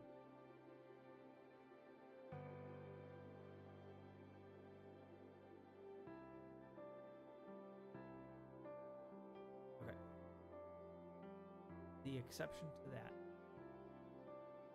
where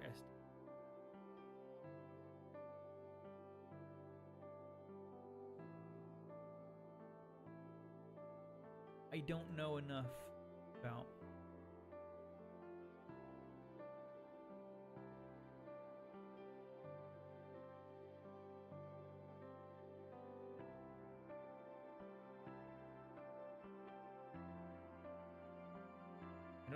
about this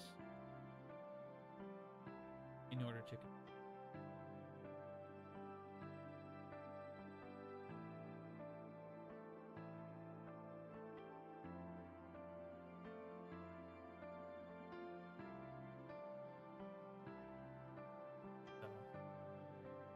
sure.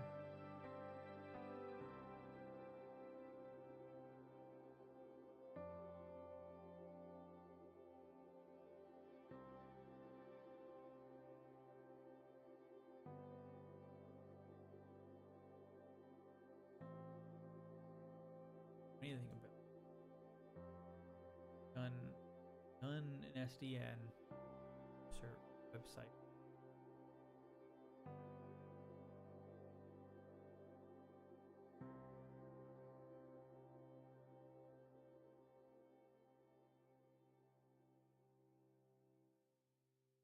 Net one.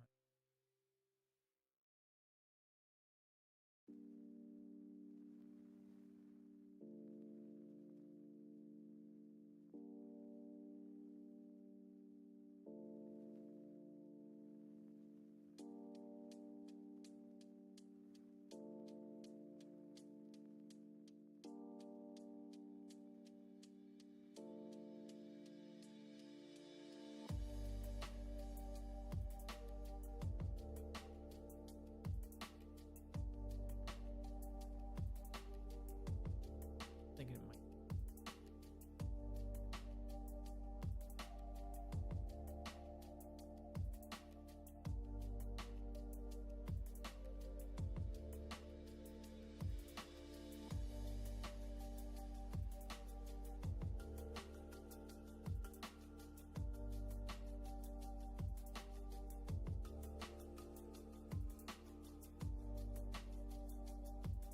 Oh.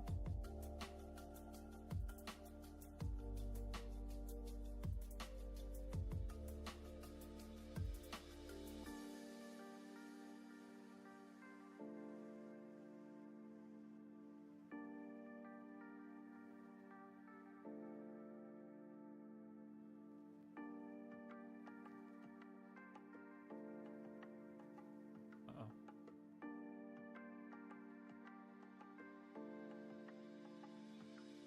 Uh-oh. Now we're good.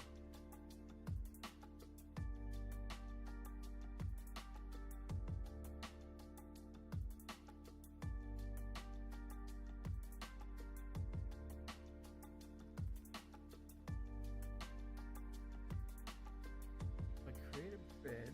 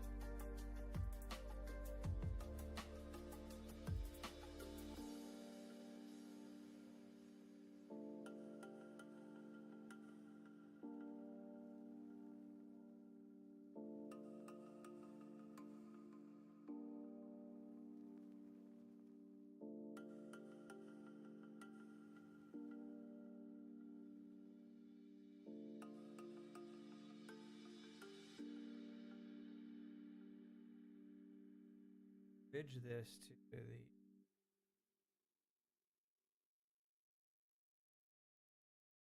/20.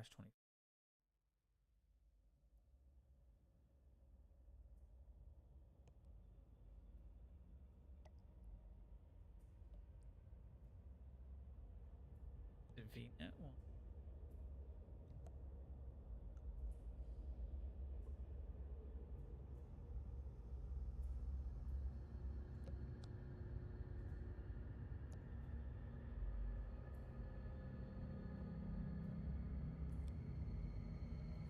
We don't create a bridge that.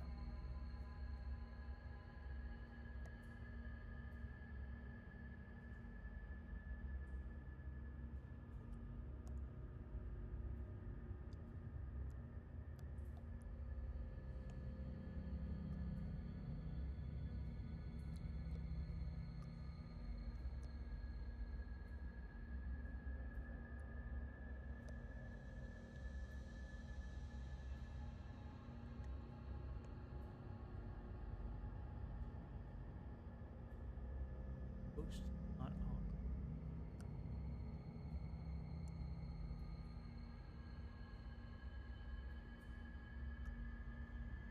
Maybe there's.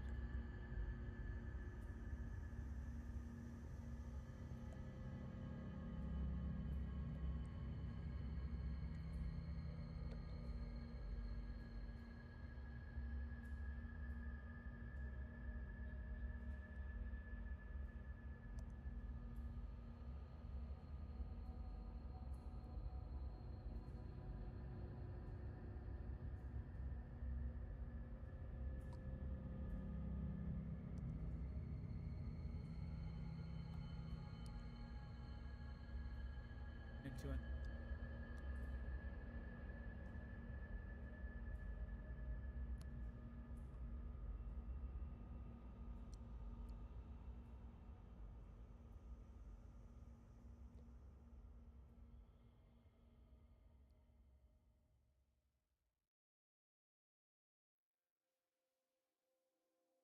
That means it's going the SD there.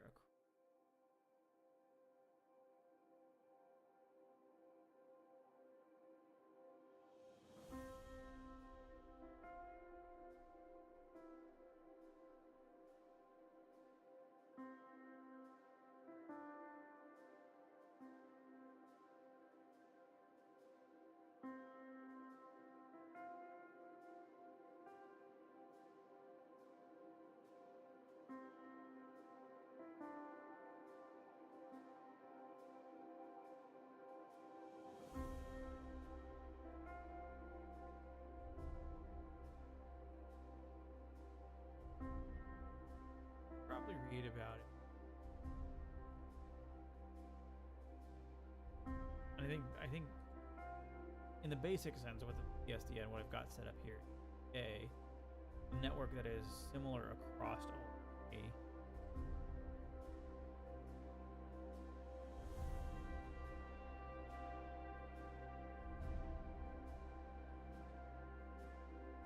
that would go through the cluster network, but doesn't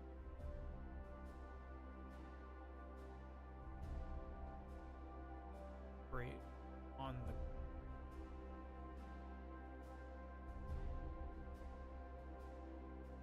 SDNs start to break your brain, basically. The only thing I know missing, the host itself is not. Okay.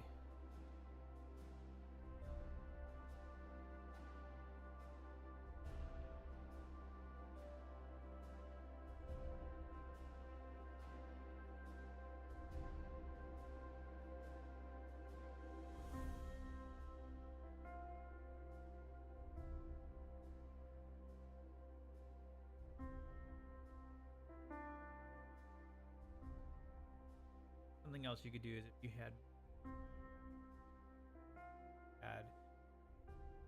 redundant access together, bonding allows failover Robin, so traffic prostitute nicks. You have the ability to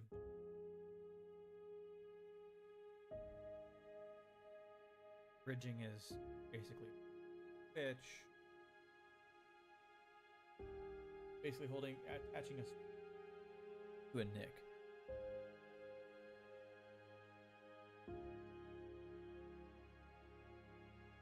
Wand allows you on them to that nick.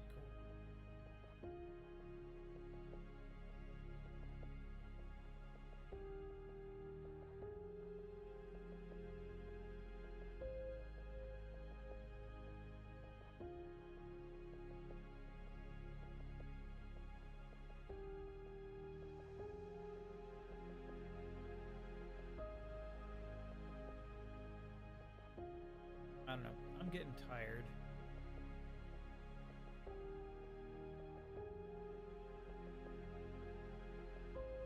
Something is interesting about how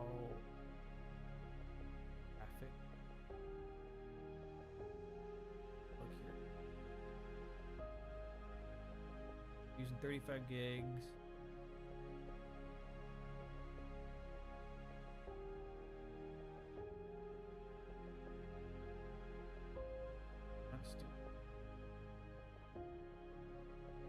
Monitor.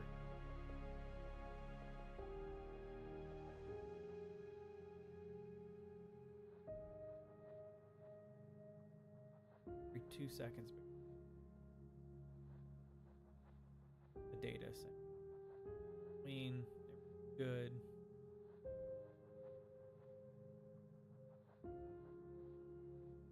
Especially when you have managers and all that stuff, you have larger systems. This can becomes really active when you are moving.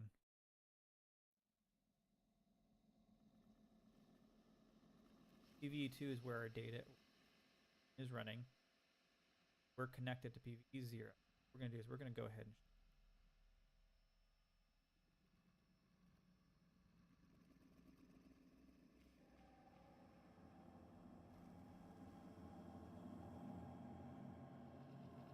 PVE1 is now Seth.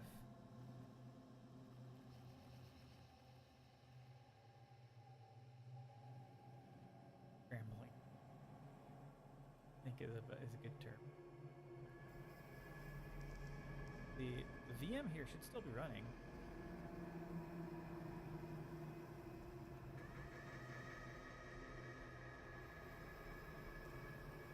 Here's Seth freaking out that 4 of your disks, storage devices, one of those 2, or 12.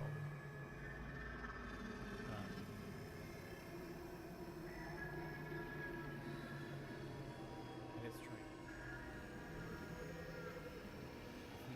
We look at log here. Now it's freaking out.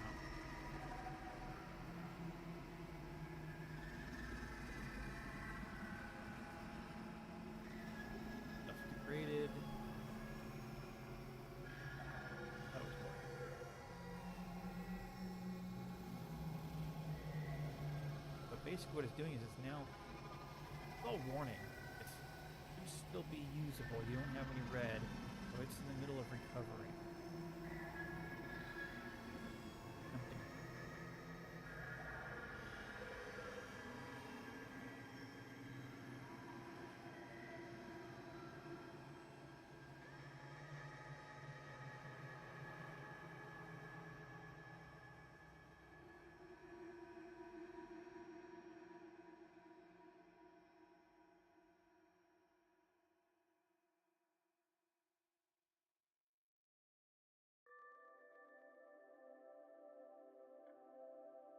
Browser.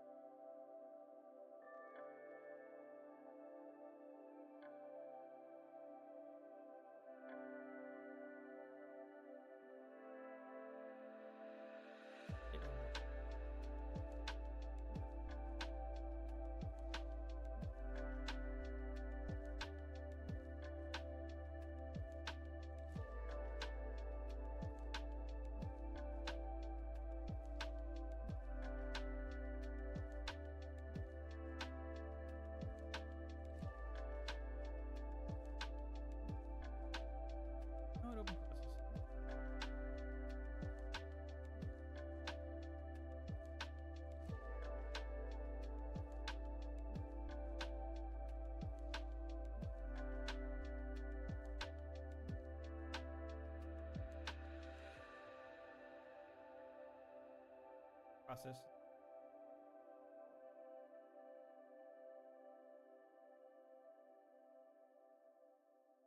Disk is working. You have access to the data.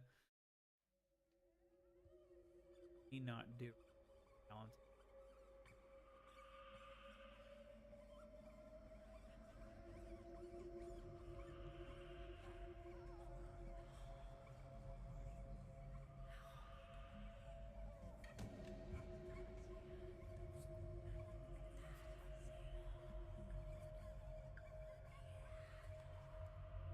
So if we were in an emergency situation, okay, PVE wanted to get this machine running, get the drives in a safer storage, put it over file share.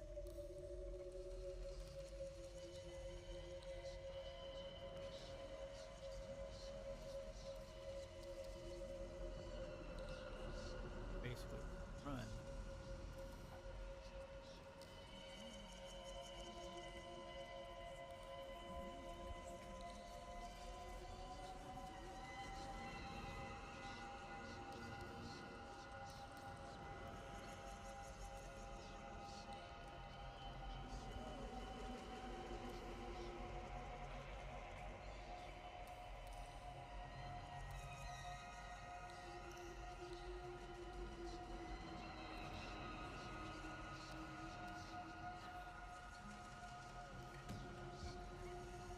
It doesn't have data availability.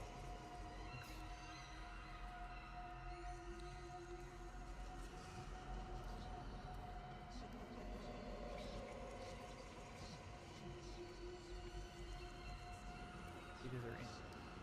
Have data log. You have data log.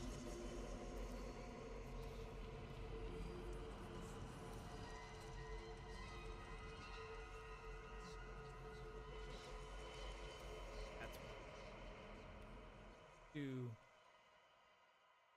two copies of data because you don't know exactly where that data is. So some of that data, 9 pages of data, those drives on.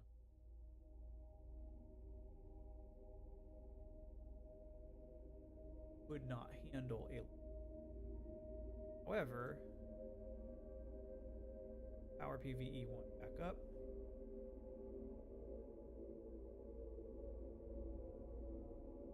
So to the guest, it looks like just the drive is just similarly to post here.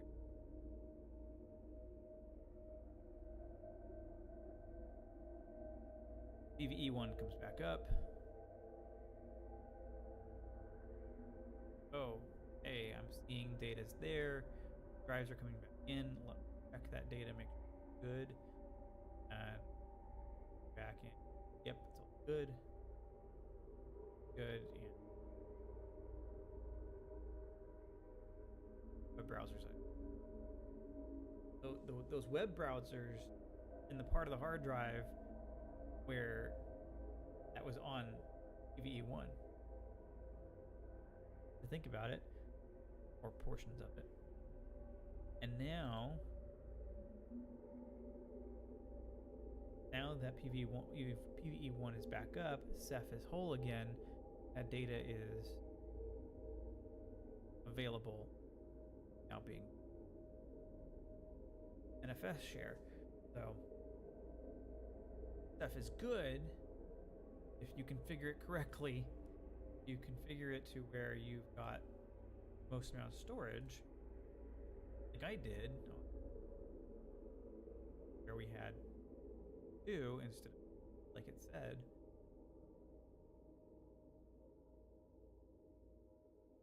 Might not have the ability for one machine.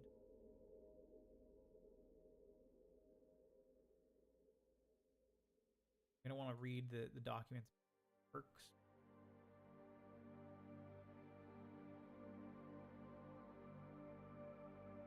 I know when I had 4 machines, 2, data. The other thing too is that data is safe.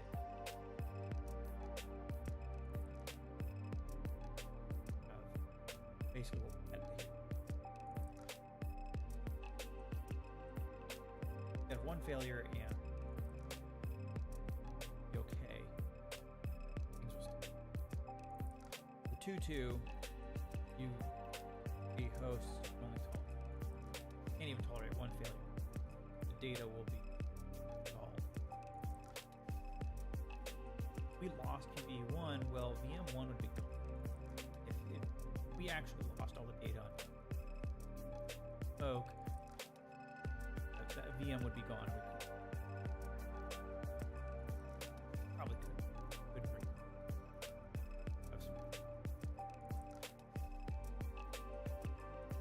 That's think about properly setting up Ceph. If you're going to use Ceph, multiple.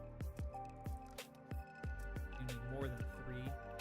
Otherwise, 3-2.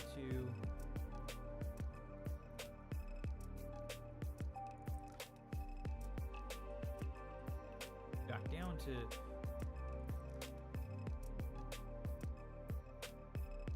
figuring what it's going to do is it's now figuring out where that data needs to be. Back here. Now with 3-2, we only have 60. So that's just where you need to think about setting up. If you want to do a Ceph. You have a NAS and you want to put your disks across your NAS, well,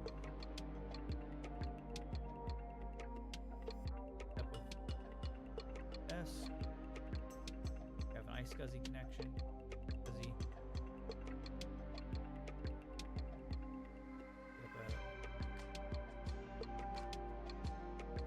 Set up a ZFS share. ZFS part. iSCSI. You can do cluster FS. So if it's Red Hat's version of basically F kind of thing. Cluster FS server. You have a CIFS share. Do CIFS, FS,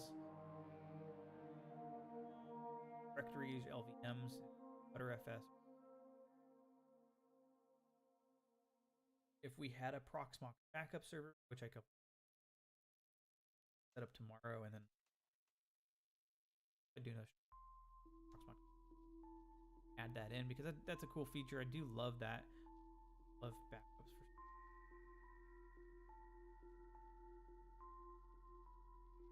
And we can.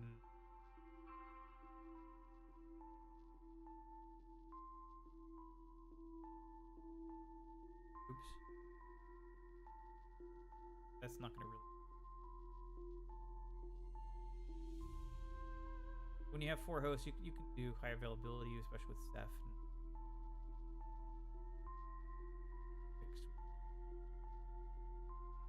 High availability will transfer a VM to any other VM,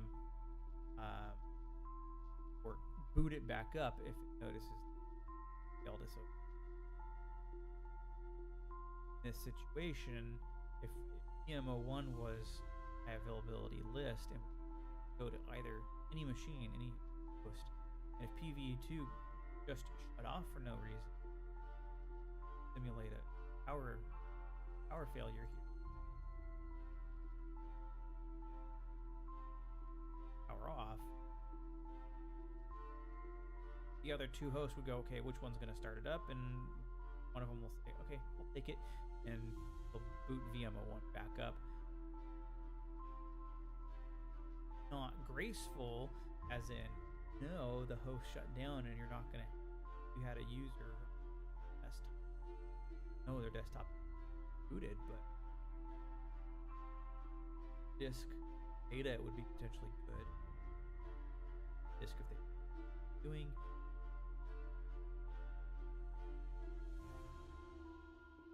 It would come back up fast.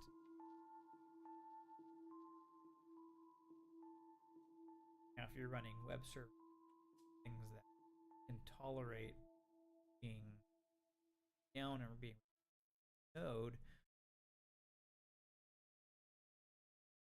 value in high availability.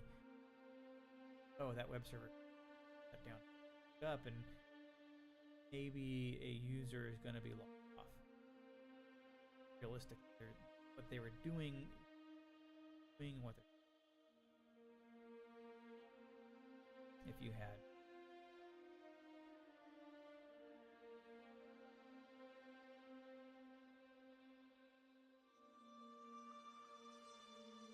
interesting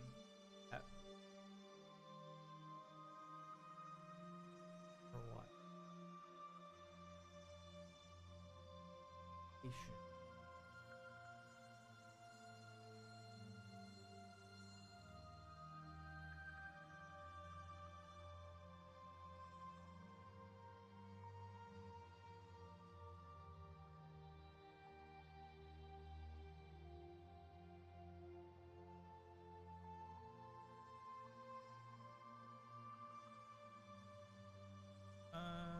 But yeah, with the Ceph going, we have filter.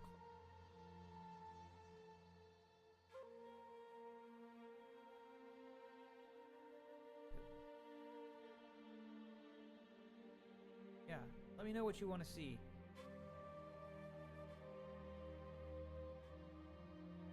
Build this up to show people, what you can do with Proxmox, how to build it up in a really quick and reasonable manner. No setup here originally was a little convoluted, a little complicated.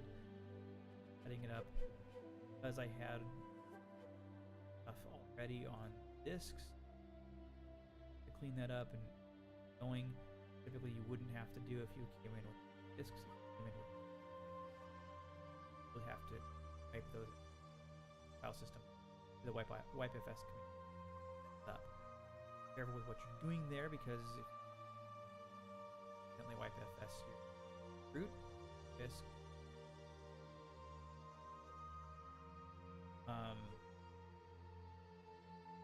showed you how to do updates, cluster, F, build a V, migrate VM data,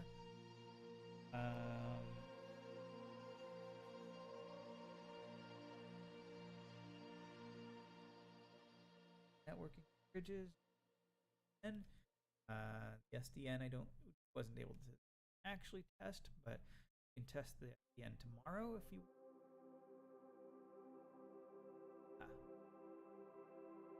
get a lot.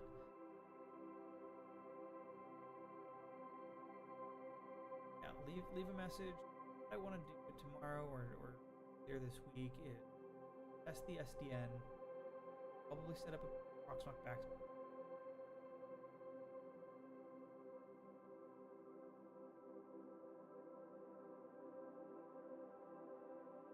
I was actually, while I had one host, because all the Proxmox and on it had that all.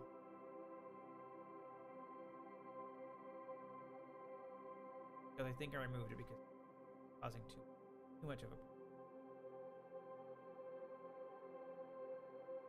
And the backups running alongside the host so that the host's backing up. So, for example, it would be VE0 backing up 0, 1, and 0 data to an external drive. VE1 was backing up 0 and 0, 2's data to an external, backing up 1's data to an external. So they were all just backing each other's data up, but I think I was causing too much problems across USB interfaces, storage, and network. If I had a better system, if I had real servers, multiple NICs, hardware NICs, instead of USB NICs, would have been a much better solution. Where, yeah, I was replicating all the data across. A good solution.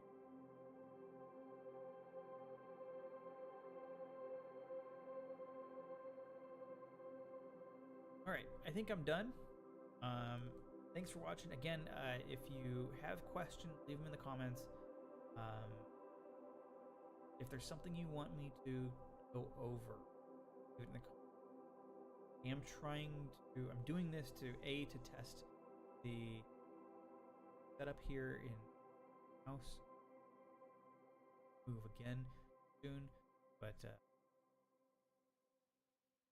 sounded okay. Music in the background with my voice levels. I think my voice is actually much lower than I want it. But hopefully it sounded okay. Hopefully I covered a lot of information. And my intent is to set up a more normalized